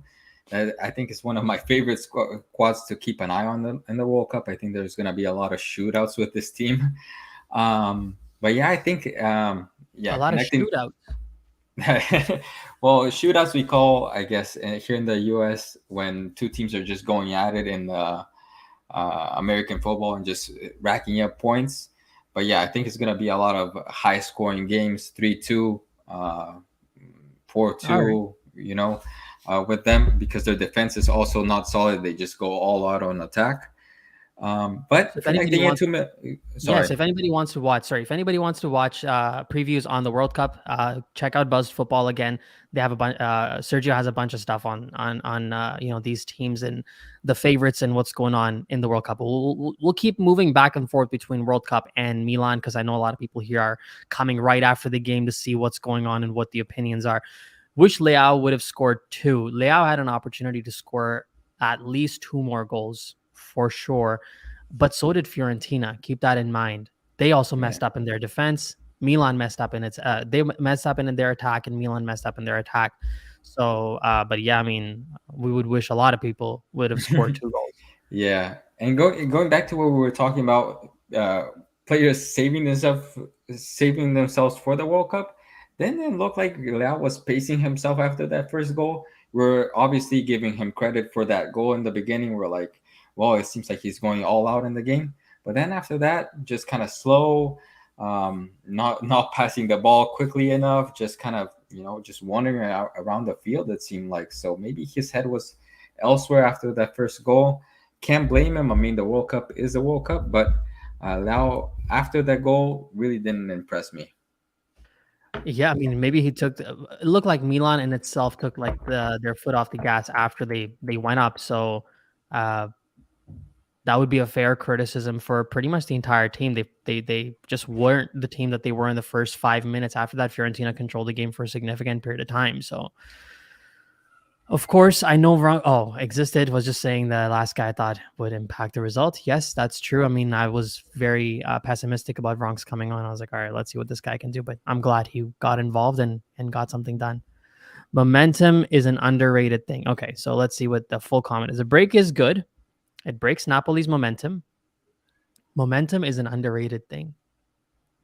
That's exactly what I was thinking, at least. Is that Napoli are high flying right now. You cannot guarantee that that's going to be happening after the World Cup is done. Juve is going to have a lot more players fitter. Inter might hit better form. I mean, they've been hot and cold. Milan should have a lot of players come back from injury. Calabria comes back. You have a more stable defense. Mike Maignan is back. Ibrahimovic is back. He brings that X factor. Maybe not as many minutes on the pitch, but he brings that energy to the team. It can be a different season. This could be a tale of two halves when it comes to the Serie A season. One, the first 14 games, and after the World Cup, the next 24. And who knows what kind of form a lot of these players might hit in the World Cup that brings them more focus going into the Serie A season. So the title is not Napoli's. Whoever says that, we'll talk in the last 5 to 10 games of the season. But yeah, I think we kind of already talked about the whole Napoli situation. So we'll move on. Tomori was amazing last season, but has been bad this season. He got lucky not to concede a penalty, a pretty clear penalty today again. What do you think about Tomori, Sergio?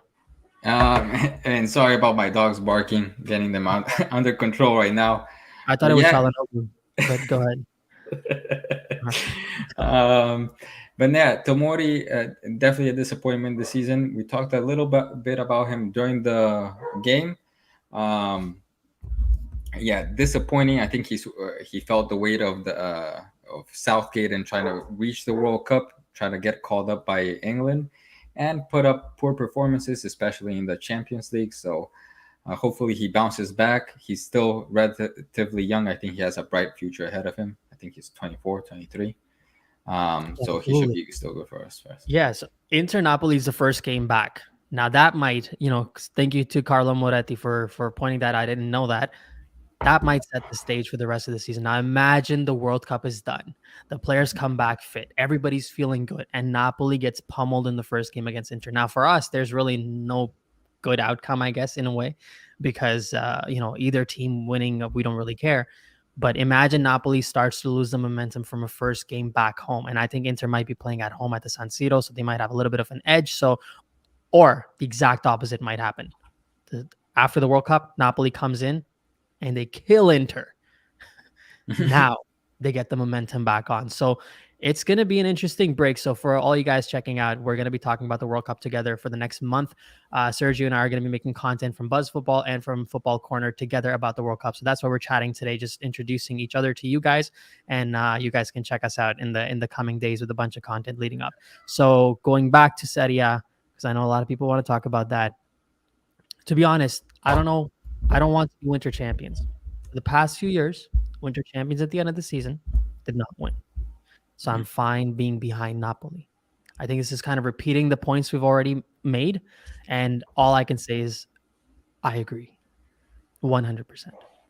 Well, yeah, the one that lasts the last is laughing that at the end of the season is always best.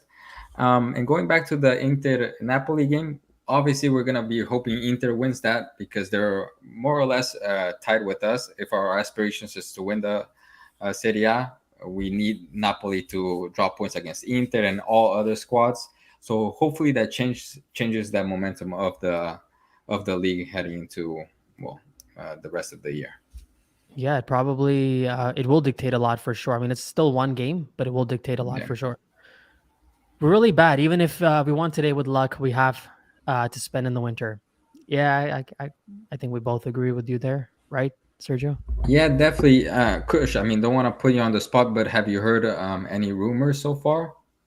About any players? Yeah, I mean, how many rumors do we hear all the time, right? yeah, Something or the other is always happening. The one, this is not a rumor, this might be real, is the fact that not a lot of money might get spent this mercato.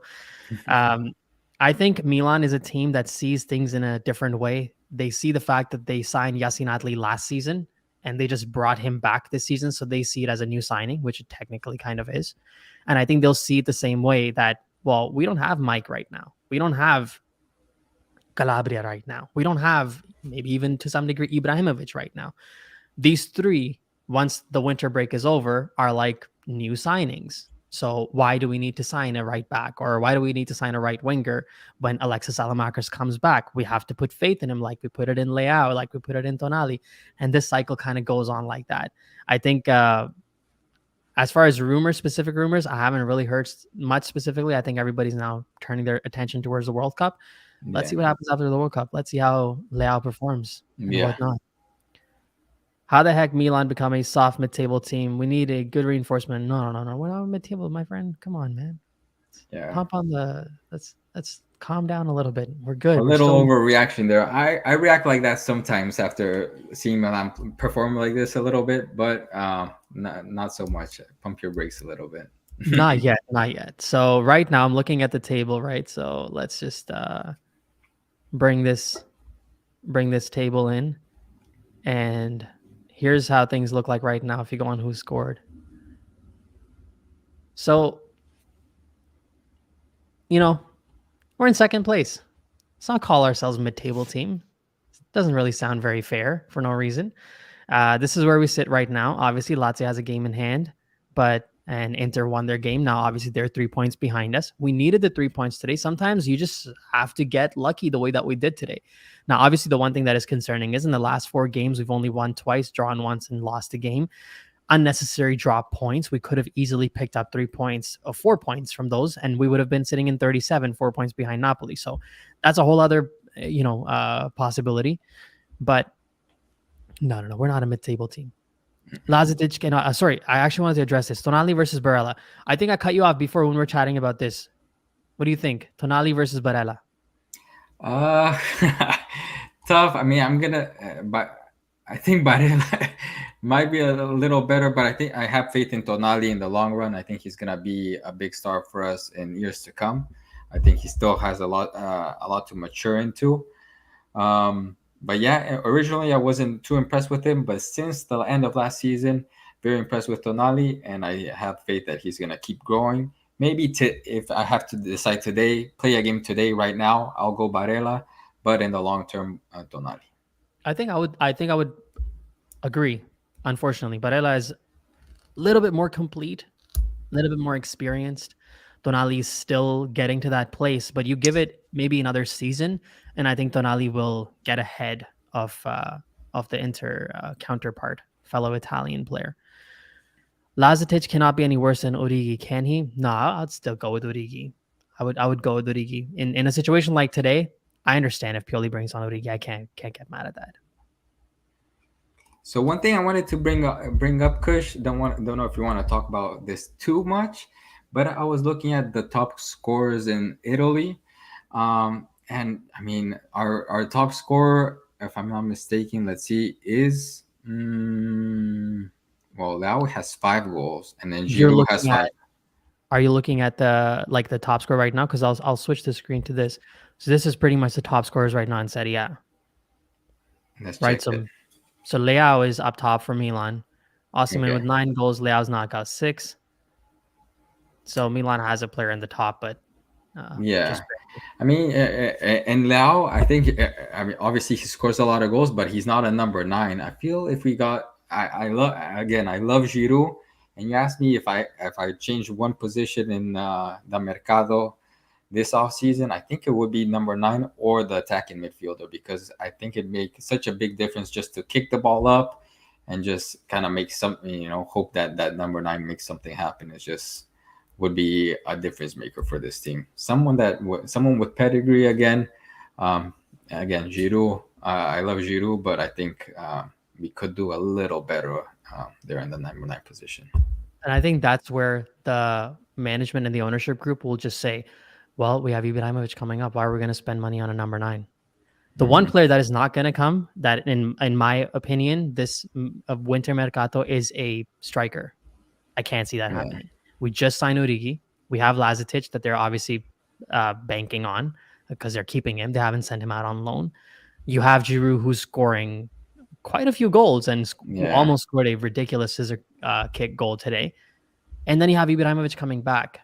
And then you have Ante Rebic. And then you have Rafael Leao. So there yeah, is so much in attack in this team. I cannot see Milan saying, like, you know what, let's bring a striker on. That's just how this team, at least based on what we've seen from this team in the past and this management in the past, that's what we've seen is that they're not signing a striker this yeah, mercato. yeah. That's true. Yeah, but Maybe a right winger though. I know Salamakers has that's been true. injured, but another position too that I think would be. But And again, I don't think. I'm afraid even there they're gonna say, well, Messias has been playing well. He Yeah. scored a few goals. It's like that's and uh, Alexis is coming back. He was a leading scorer in the Champions League mm, after 2 rounds. He's good. We have a right winger too. That's just how this AC Milan side is, and fans have to like have some type of an acceptance of that because InvestCorp didn't come in. Redbird did. They're now the owners, and this was always the plan. This is why Elliot went with them because they didn't yeah, want another situation like Yong Hong Lee to happen to Milan. They didn't yeah, want another bankruptcy issue, another financial, issue happening. They wanted to improve the quality of Milan's accounting books and sell it to a team who wants to maintain that. Now, Pioli put all the attacking players on at the end of the game and said, "Inshallah, yeah, yeah, pretty much," and it worked. I mean, all the attacking players, and it still took an own goal to get a goal. So, I mean, that says something. Napoli, only good team in Serie A. I mean, I might mean, have to. I'm gonna give him credit though. So unexpected. I mean, I really had no idea that Napoli was gonna do this in the beginning of the season. Usually, I have an idea. Okay, well, Napoli has Insigne, has this player, has this player. They're gonna do good. Koulibaly. It seemed like all their stars left. Maybe not this off season, but recently. And I thought this was gonna be kind of a rebuilding season for Napoli. So definitely giving them props for the Oh, absolutely. exceptional season they're having. I think in my season predictions, I don't even have them in the top four. So I would love for people to go watch the video, but I will say, maybe don't. Because I had Justin Adley as my surprise player in Napoli, not even making top four. So Yeah. Uh, Napoli has been fantastic this season. There's no doubt. It's just there's some Napoli fans on Twitter that are, oh God, so annoying because Oh it's boy. like you haven't won yet. You just 14 games in. Relax. Let's win a trophy. I think someone said that since 1905, Napoli has won 2 Serie A titles, and there's so much of an attitude amongst the fans. But all right, so anyway, thank you, Milan Corner. I refuse calling you the new Milan name. Well, that's all right. That's you can always call the Milan Corner because it'll always stay Milan Corner. For having a streaming party, much more fun watching it than wandering on Twitter. I appreciate it, man. We had a great time with everybody here too. Being a Milan fan isn't great for blood pressure. No, absolutely not. In Milan's starter pack, you have Milan's jersey, you have your computer and everything, all your setup and stuff, and you have a blood pressure machine. That's what people put up on Twitter. So that goes hand in hand. One thing that can help is what Sergio does is that little beer right there. That might, calm you down a little bit. That's why his channel is called Buzzed Football.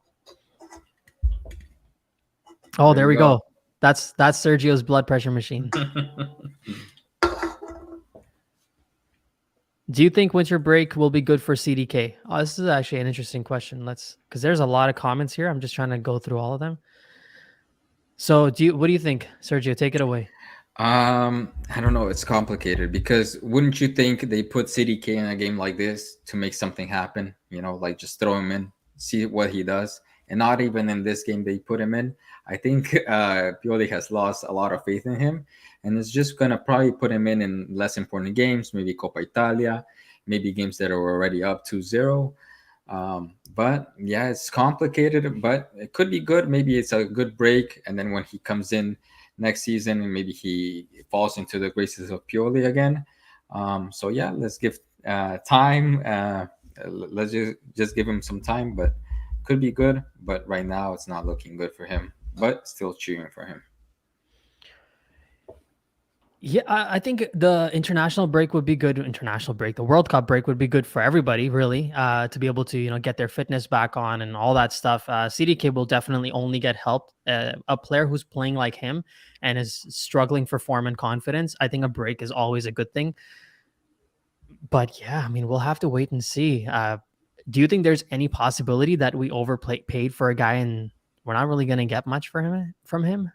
Yeah, I think so. I mean, I would again. Obviously, it's not like I follow Club Bruges day in and day out, but just looking at the transaction and kind of doing some research when that transition happened, when the transaction happened, I wasn't really convinced by him. I was like, hopefully I'm hopefully I'm wrong about this player, but it just didn't seem like the marquee signing that we were hoping for.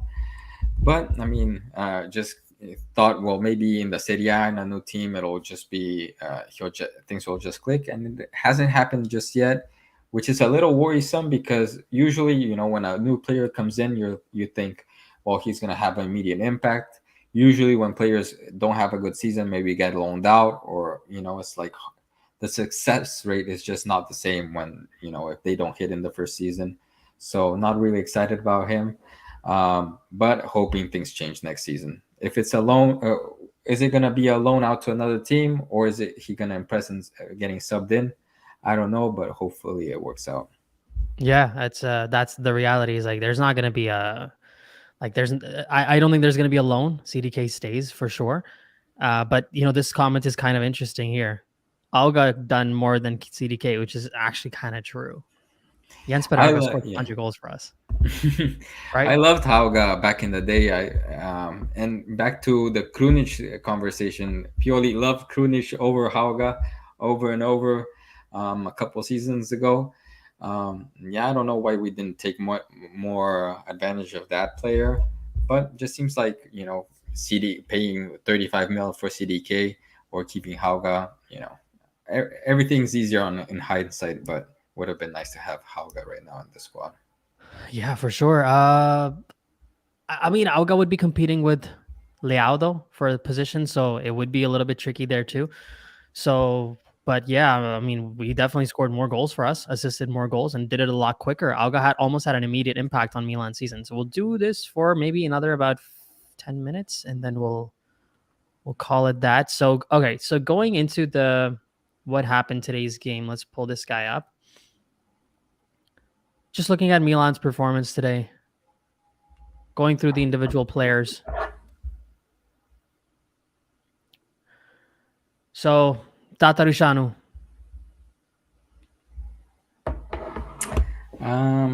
Do you want me to kick things off? Yeah, I would say kick it off with Tatarusanu. I just want to address Anton Petrovsky here. I appreciate the super sub, my friend.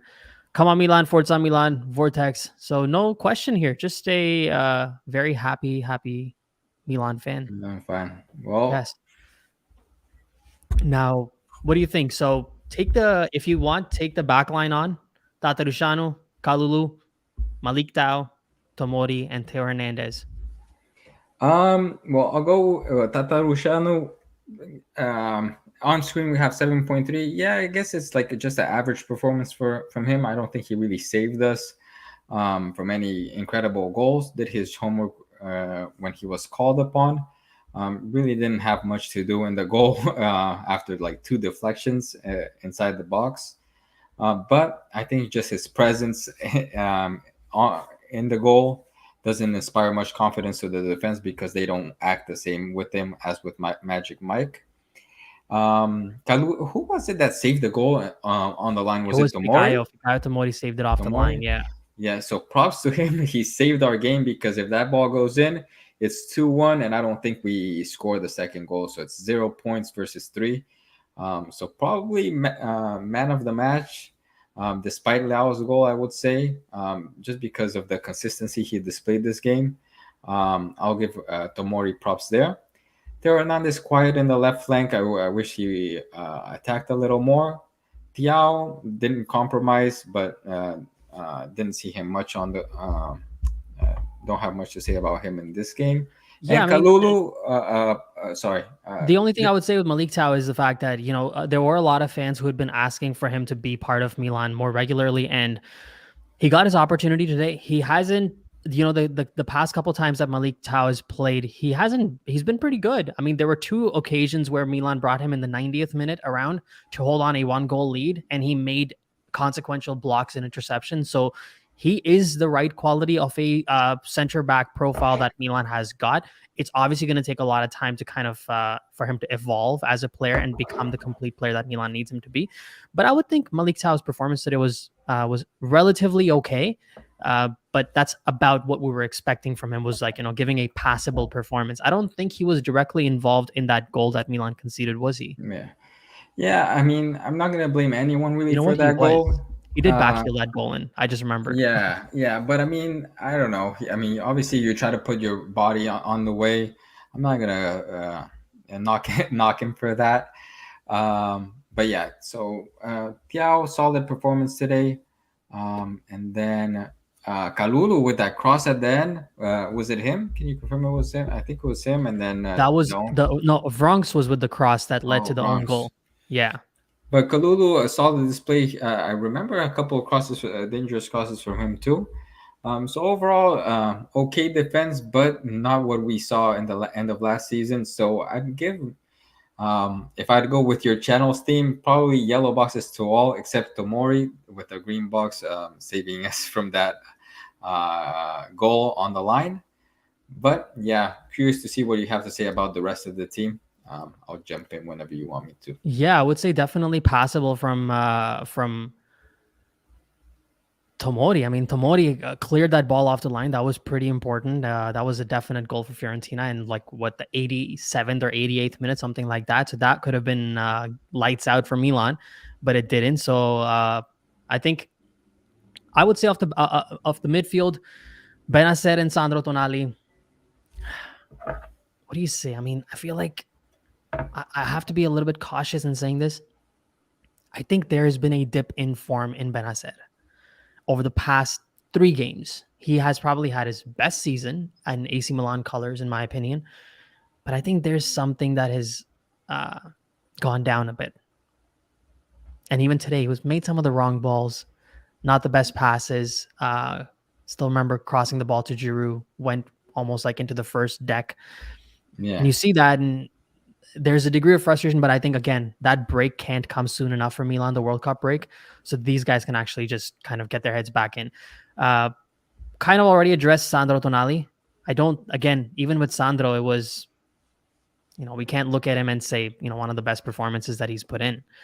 But I guess a passable performance pretty much for the entire squad, really. You can't look at any player that you feel like stood out significantly. Exactly, and it's so hard to get anything from these games. I know we always say, "Oh, World Cup, last game of the season, etc." But it's true. I mean, the World Cup is right around the corner. The vacations and the end of the season is right here. This is the last game of the year for Milan. So play the mental state of the players. We can't get much from this game. It's just a weird place to be at right now. The World Cup is right around the corner, and players are tired from the entire season. So many games played back to back. Milan has struggled with injuries too, so a lot of players coming in, coming out throughout the season. So yeah, just been a kind of a complicated beginning of the season for us.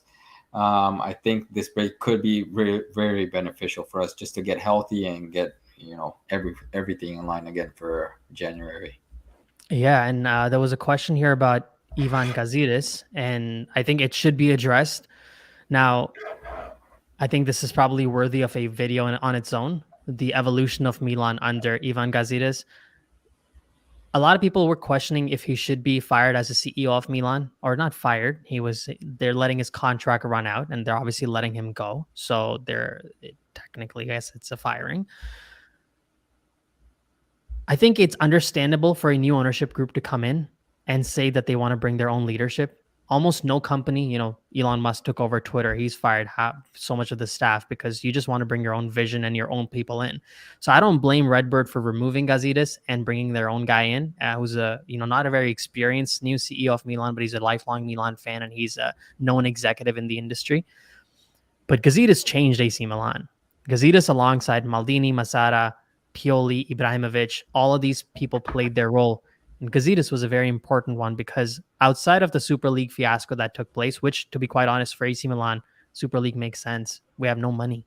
So Super League for Milan is something that a fan would look at and say, yeah, you know what, we'll take that. But, the moral conversation around Super League, putting that aside, as a CEO, he increased Milan's revenue. The job of a CEO is pretty much to handle the financial side of things. The coaches are really the ones handling the football. Handled Milan's finances, lowered Milan's costs, increased Milan's profits, better contract negotiations from sponsors. They were able to get more money. And to players like Donnarumma, they decided not to give too much money. And it paid off. Under his CEO job, Milan won a Serie A title, back in the Champions League, back in the round of 16s. I think overall, when you look at Gazidis' leadership over since 2017 or 18, I think is when this fiasco started, it's only been up. So I'm always going to be appreciative of Gazidis. Yeah, definitely. I haven't followed him like Ivan's job, but just looking at how Milan have been restructuring their finances in the last couple of seasons, it seems like he's been doing a very, very good job. But like you said, this is very common in companies all over the world. It doesn't mean that they don't like him. It just means that they want to put their people there, and maybe he's gonna definitely leave lessons learned, and I mean, just these last couple of seasons speak for themselves. So Yeah, it's not like it's like, oh, we're kicking him off and we're starting from scratch. They're putting in their people, but I think he's leaving a legacy in Milan, definitely. absolutely. A Serie A title will always leave a legacy there. So addressing this comment right now, I'll give you a little bit of something. It's a new ownership group. It takes time for things to assemble. Like you can't just expect it to be, and especially the direction in which Twitter was going. I'm thrilled that Elon Musk is coming in and just trying to control the reins a little bit, not let it get too crazy. But yeah, obviously it's going to take some time. I don't know what this $8 for a blue check mark is. This all sounds so bizarre. But if there's anything Elon Musk has shown the world, it is that the guy knows what he's doing in a lot of areas. So hopefully in this area too, he'll know what he's doing. But I'm excited about the new CEO. He's young, highly educated, a financial expert, and a big fan of Milan. Exactly. From a CEO, you need financial expertise. That's the only thing that I really care about. So that's the most important thing for me. We'll wrap it up in another 5 minutes. Sergio, what do you think? Yeah, sounds good. Sounds good. 5 minutes is good? Okay, cool. So, taking some of the final questions, Kush, how do you evaluate Pioli in these last few games? His team selection as well as substitution were controversial. He should be more flexible to the situation, don't you think? We did kind of address Pioli's situation and seeing how Milan's been performing and how the results haven't been coming. So, yeah, I mean, I kind of agree with you on there. Sergio, by the way, if you have to go, you can leave because I'll just be here. So I just remembered this is StreamYard, so it should be fine Oh, whenever. gotcha. I But mean, well, I just wanted to end by really thanking you for having me here. I mean, it's been such an amazing experience. Love your fan base. Love the input that they had in your stream and the questions that keep coming in. So really, feel free to have me anytime you want. yeah, for And sure. I'm looking forward to the World Cup. I don't know if you want to talk about that a little Yeah, that's what before I we wanted to point out get for going. everybody watching. Sergio and I are for everybody watching. Sergio and I are putting content together for the World Cup. So his channel is Buzzed Football. This is the Football Corner. We're going to be collaborating for the next 1 month, putting out a lot of content about the World Cup. There are like 4 games a day. Neither of us can really talk about 4 games in a day, so we're going to be splitting some work, making it easier so that there's constant entertainment or content coming for you guys to watch about the World Cup. So make sure to stay tuned. Again, Buzzed Football is his channel, so check it out because we're going to be splitting basically the content here and there. So if you got to go, Sergio, you got to go, and I'll take over. I'll talk for another maybe 10 minutes. 2 hours, 30 minutes is a good point of time to stop the stream. So you're All good to right. go? Yeah, sounds good. Thank you again, guys. Thanks for having me, and have a good end of the stream. All right. Absolutely. Thank you, man. All right, guys. So, any questions for me? Let me know. I'll do this for 10 more minutes. I'm seeing there are a lot of comments here that I have to catch up on. If he can get minutes in World Cup, it will be great for him since he plays for the national team. I think you might be talking about, I'm not sure who you're talking about, but let me know in the comment section who you are talking about. From Brugge and Champions League in Belgium, he has great talent, so it must be mental block. Yes, so we're talking about CDK again here now. Right now, it is a mental block. I think initially it was more about adapting to the new league and the new system and the new team, new language, everything. Now I think he's adapted to how AC Milan functions, but he's lost his confidence in the process because he didn't get a lot of goals. And he hasn't gotten, outside of one assist, he hasn't gotten anything. So I kind of agree with you. I saw him play against Bologna. I think that was the one time that he almost scored a goal. I think he may have scored an offside goal while I was at the stadium. The crowd went crazy when he scored that offside goal because they're just so thrilled for him. But it's definitely a mental block that he's going to have to get over for sure. Looking forward to evolution of Milan under Gazidis, specifics to his contribution in business side growth at Football Corner. Yes, exactly. So Gazidis has been big for Milan, no question. Only concerning thing about having a Milan fan CEO as in deals like Donnarumma, Hakan, or Kessie, he might approve the exorbitant wages they request. I really hope not. I would think that, I think being a Milan fan is an added benefit to being part of the team and being the CEO. I don't think it can be a hindrance because what you are saying would be a problem being a Milan fan. You become biased and you lose your objectivity. I don't think it'll be the case. I mean, he's the CEO of Milan, so I really hope he's not like, a Twitter fanboy that just always has to defend their team and do whatever the team says, like me. Should Milan sign a new midfielder in the January transfer window? I don't know. What do you guys think? Let me know in the comment section. Do you think Milan should be signing a new midfielder in the winter mercato? Because I think the priority has to be the right wing. Hakim Ziyech, I saw him play in the last match. Who did they play? I think Chelsea played somebody yesterday. I can't remember who they were playing. Man, my memory is going bad. All right. I think it was COVID that caused it. Memory loss. So Ziyech played yesterday. Played pretty well. Came on for like 15, 20 minutes, but he was good. So a right winger for Milan, I think has to be done.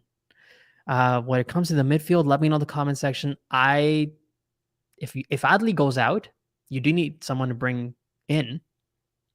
So maybe there's going to be a central midfielder, but I don't think it's going to be any big splash of money. No. Milan doesn't do that. Money added low, low budget will always be better. Money added low, our low budget will always be better. I don't know if I can decipher that. I don't know anything about our new CEO. Does anyone even know his history? He is not very experienced. I don't think he's really had a serious. Now, I could be wrong here because I only don't know if I'm remembering this right clearly. Ziyech example. I think he doesn't have a lot of experience as a being like a head of an organization, a footballing organization of this type. So this is a newer job for him, but it does seem like he comes with a lot of experience on the corporate side, and he's a lifelong Milan fan. And let's be real, guys, it's Redbird. They're a pretty knowledged footballing sports owning organization. They're involved in a lot of other different sports too, not just football, and in other leagues too. So I think if they've made that call, I'm not really, going to be too critical until I see something go wrong. For me, his back pass play is painful. He can simply use Bena and Tonali to drive the ball through the center and do some good flow passing, just like Fiorentina did today. Are you referring to CDK? Where are you referring to? Who would you sign in January? Oh man, this question always gets me. Again, as I said, a right winger, maybe Hakim, as I already said. I keep bringing him up for like 2 summer mercatos now, so he might as well happen. Today is worse than usual since he plays long ball all the time. I think you're talking about Benacer's conversation. Sergio got a new subscriber. Yes, if you guys haven't already, check out Buzzed Football. Lots of content about Milan and about upcoming World Cup. Lots of previews and stuff on the World Cup groups and everything. He's been amazing. So yeah, I'm excited to have a bunch of content with him. Just trying to go through all these comments, guys. I'm a little behind. Why Pioli not using Timo Bakayoko? Let me think. Because he's not good. It's probably why. Bakayoko has just not looked like the same player, and for him to replace, I don't even remember who he took off, but he brought Bronx on, and he got the job done. So can we say that Bakayoko in that position would have crossed that ball in? I don't think so. I don't think Bakayoko would have the confidence to cross the ball in. So not sure, guys.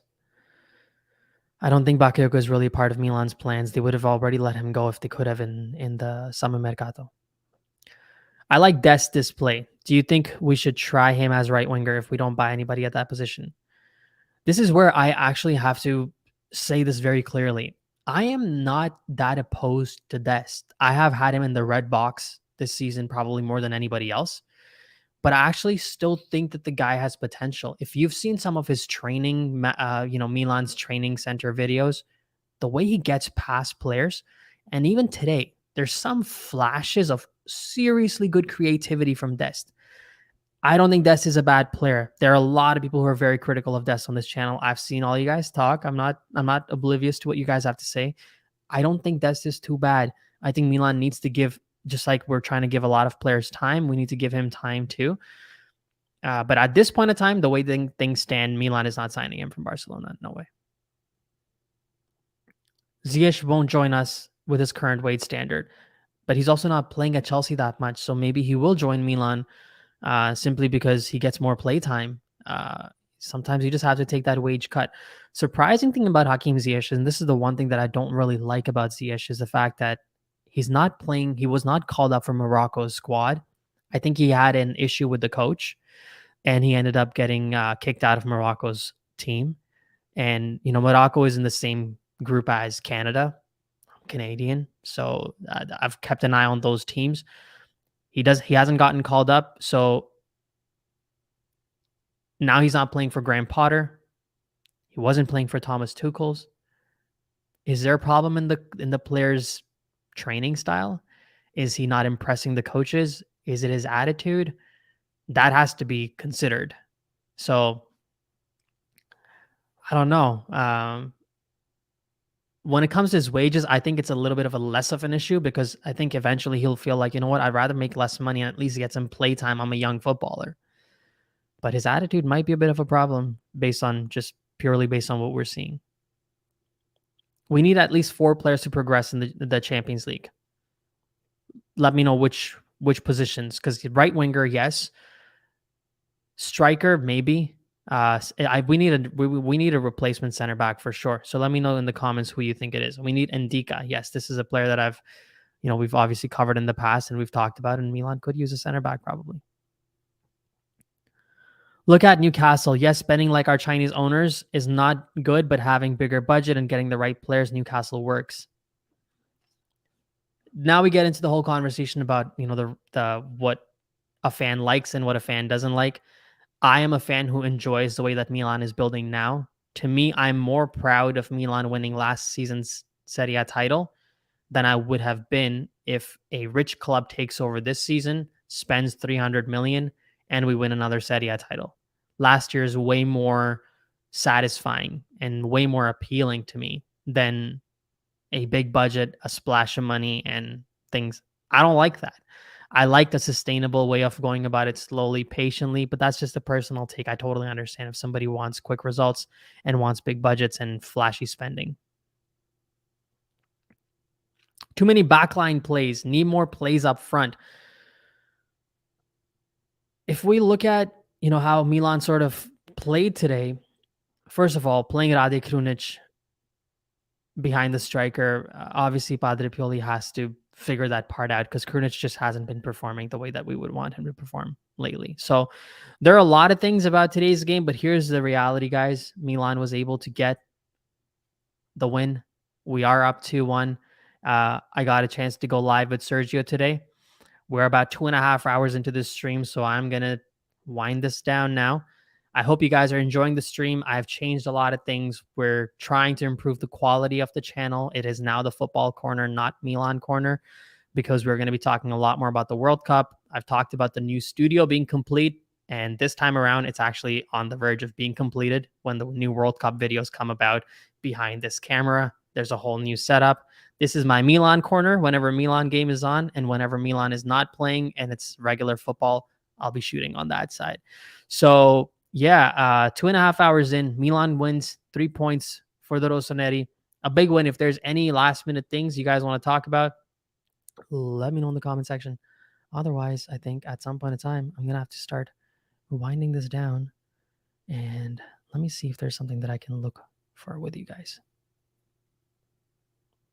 What can we look at? What can we check out here?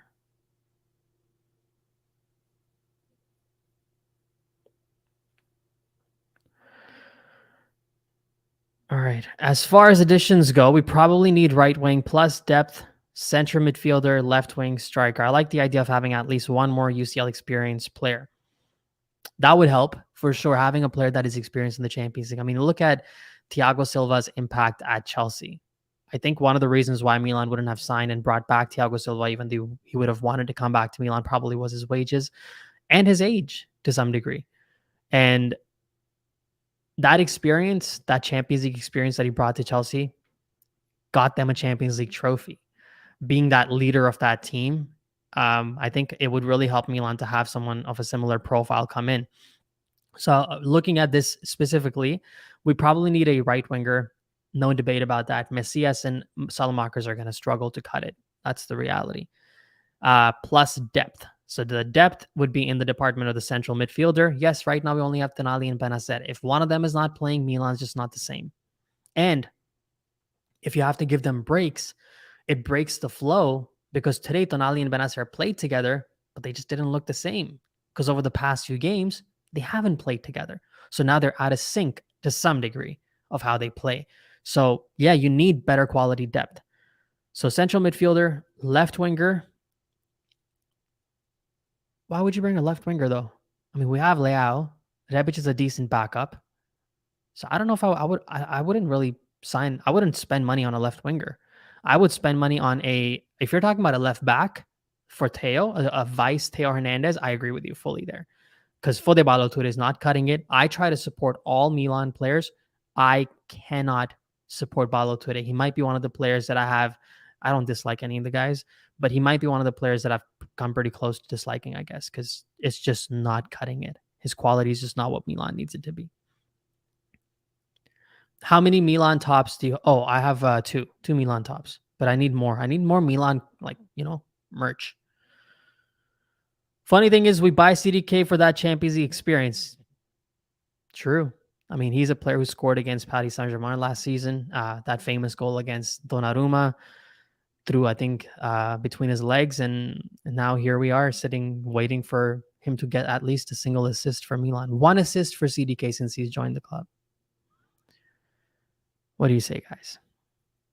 Now, if you guys might be subscribers of the channel. If you haven't already, please make sure to click the subscribe button and obviously like this video if you haven't already. All these things help. I forgot saying all of this stuff. So if you haven't already, please help out the channel and do all of that. Left winger, because we need a backup for Leao. I think Ante Rebic is a good backup though for Leao. I think that's pretty good for me. Yes. No, we've given him time. First off, we were lucky today. Let's close this stream off with this right here. First off, we were lucky today. We need a left-footed center back, which is what Botman was supposed to be. Secondly, we need to figure out another way to play if Benacer is not playing well or injured, because today they just pressed him. A lot of haphazard passes from Benacer today. That would require new signings. I mean, how do we redo our systems with the same team and the same players? We can't. We need new players. Sergio earlier was talking about the possibility of Casemiro coming to Milan and how, that would have never worked wage-wise. That would have never worked. But yeah, we need somebody of Champions League experience in our midfield. Do you guys remember how much of a difference Mark van Bommel made when he joined in 2010-11? That was massive when he joined Milan. Older player, I think he was well into his mid-30s by then, and he came in, brought in the experience from playing at Bayern Munich, and he was solid. So we need that type of a central midfielder profile, somebody who's experienced enough to slow down the play, doesn't give up possession, but doesn't need to be the paciest guy. We'll already have Benacer and Tonali for the pace. CDK just needs time, have faith, especially when Zlatan is back. Well, he's getting the time. Asensio for right wing, Ndika center back midfielder. I don't even see Asensio happening. Hard to say. Has anyone seen Don Cardinale? Man has vanished. Hopefully he get the wallet out. Yeah, but you don't really want to see too much of your CEO. Let's be real. I mean, the way Napoli's CEO is, the way other CEOs are, I think Cardinale, if he has a bit of a, not CEO, owner, sorry. If he keeps a little bit of distance from the club and allows Maldini and these guys to run the show. Remember how Berlusconi was? How much of a headache it used to be with coaches with Milan and all the input that he had, play this formation, play that. That's why he brought Brocchi on, because he could like boss him around. You don't want that. Keep Cardinale the way it is. Let Gazidis or the new CEO, Massara, Maldini, Pioli, let these guys run the show. I'm happy with that. Van Bommel and De Jong were beasts like Gattuso. We need something like that. Yeah, pretty much for our midfield. Rebic on the left flank. Yeah, forgot about him doing that. Hey, man, thanks for the talk and answers. See you soon. Absolutely. We'll see. I'll see you guys with more World Cup content. By the way, there's going to be a lot more World Cup content on this channel. It's Football Corner for the World Cup. Did Renato Sanchez pay the ultimate price of rejecting Milan and choosing PSG? He isn't going to the World Cup. He isn't? I actually didn't know that Renato Sanchez didn't get picked, but I knew he had injuries. Once again, what can he do? The guy keeps getting injured. I think he missed like 14 games last season when he was playing for Lille. The season before that, he missed like 15 games, because I remember writing all this down for the Rumor or Real episodes. And here we are again. He had a bunch of injuries at PSG, and he probably did. I mean, Milan had budgeted to sign Renato Sanchez, and I think he would have fit in really well at Milan, minus the injuries. I mean, who knows? He would have come here and he would have gotten injured. And then all the fans would have been mad at Maldini and Massara for signing an injury-prone player, because some people just want to slightly complain. How about Rodriguez of Real Betis as central defensive midfielder? Well, there's an option. I haven't seen Real Betis play this much this season to have a specific comment on him, to be fair. Well, I guess let's close it off with this. We're dodged a bullet for not signing Renato Sanchez. Well, maybe that's another way to look at it.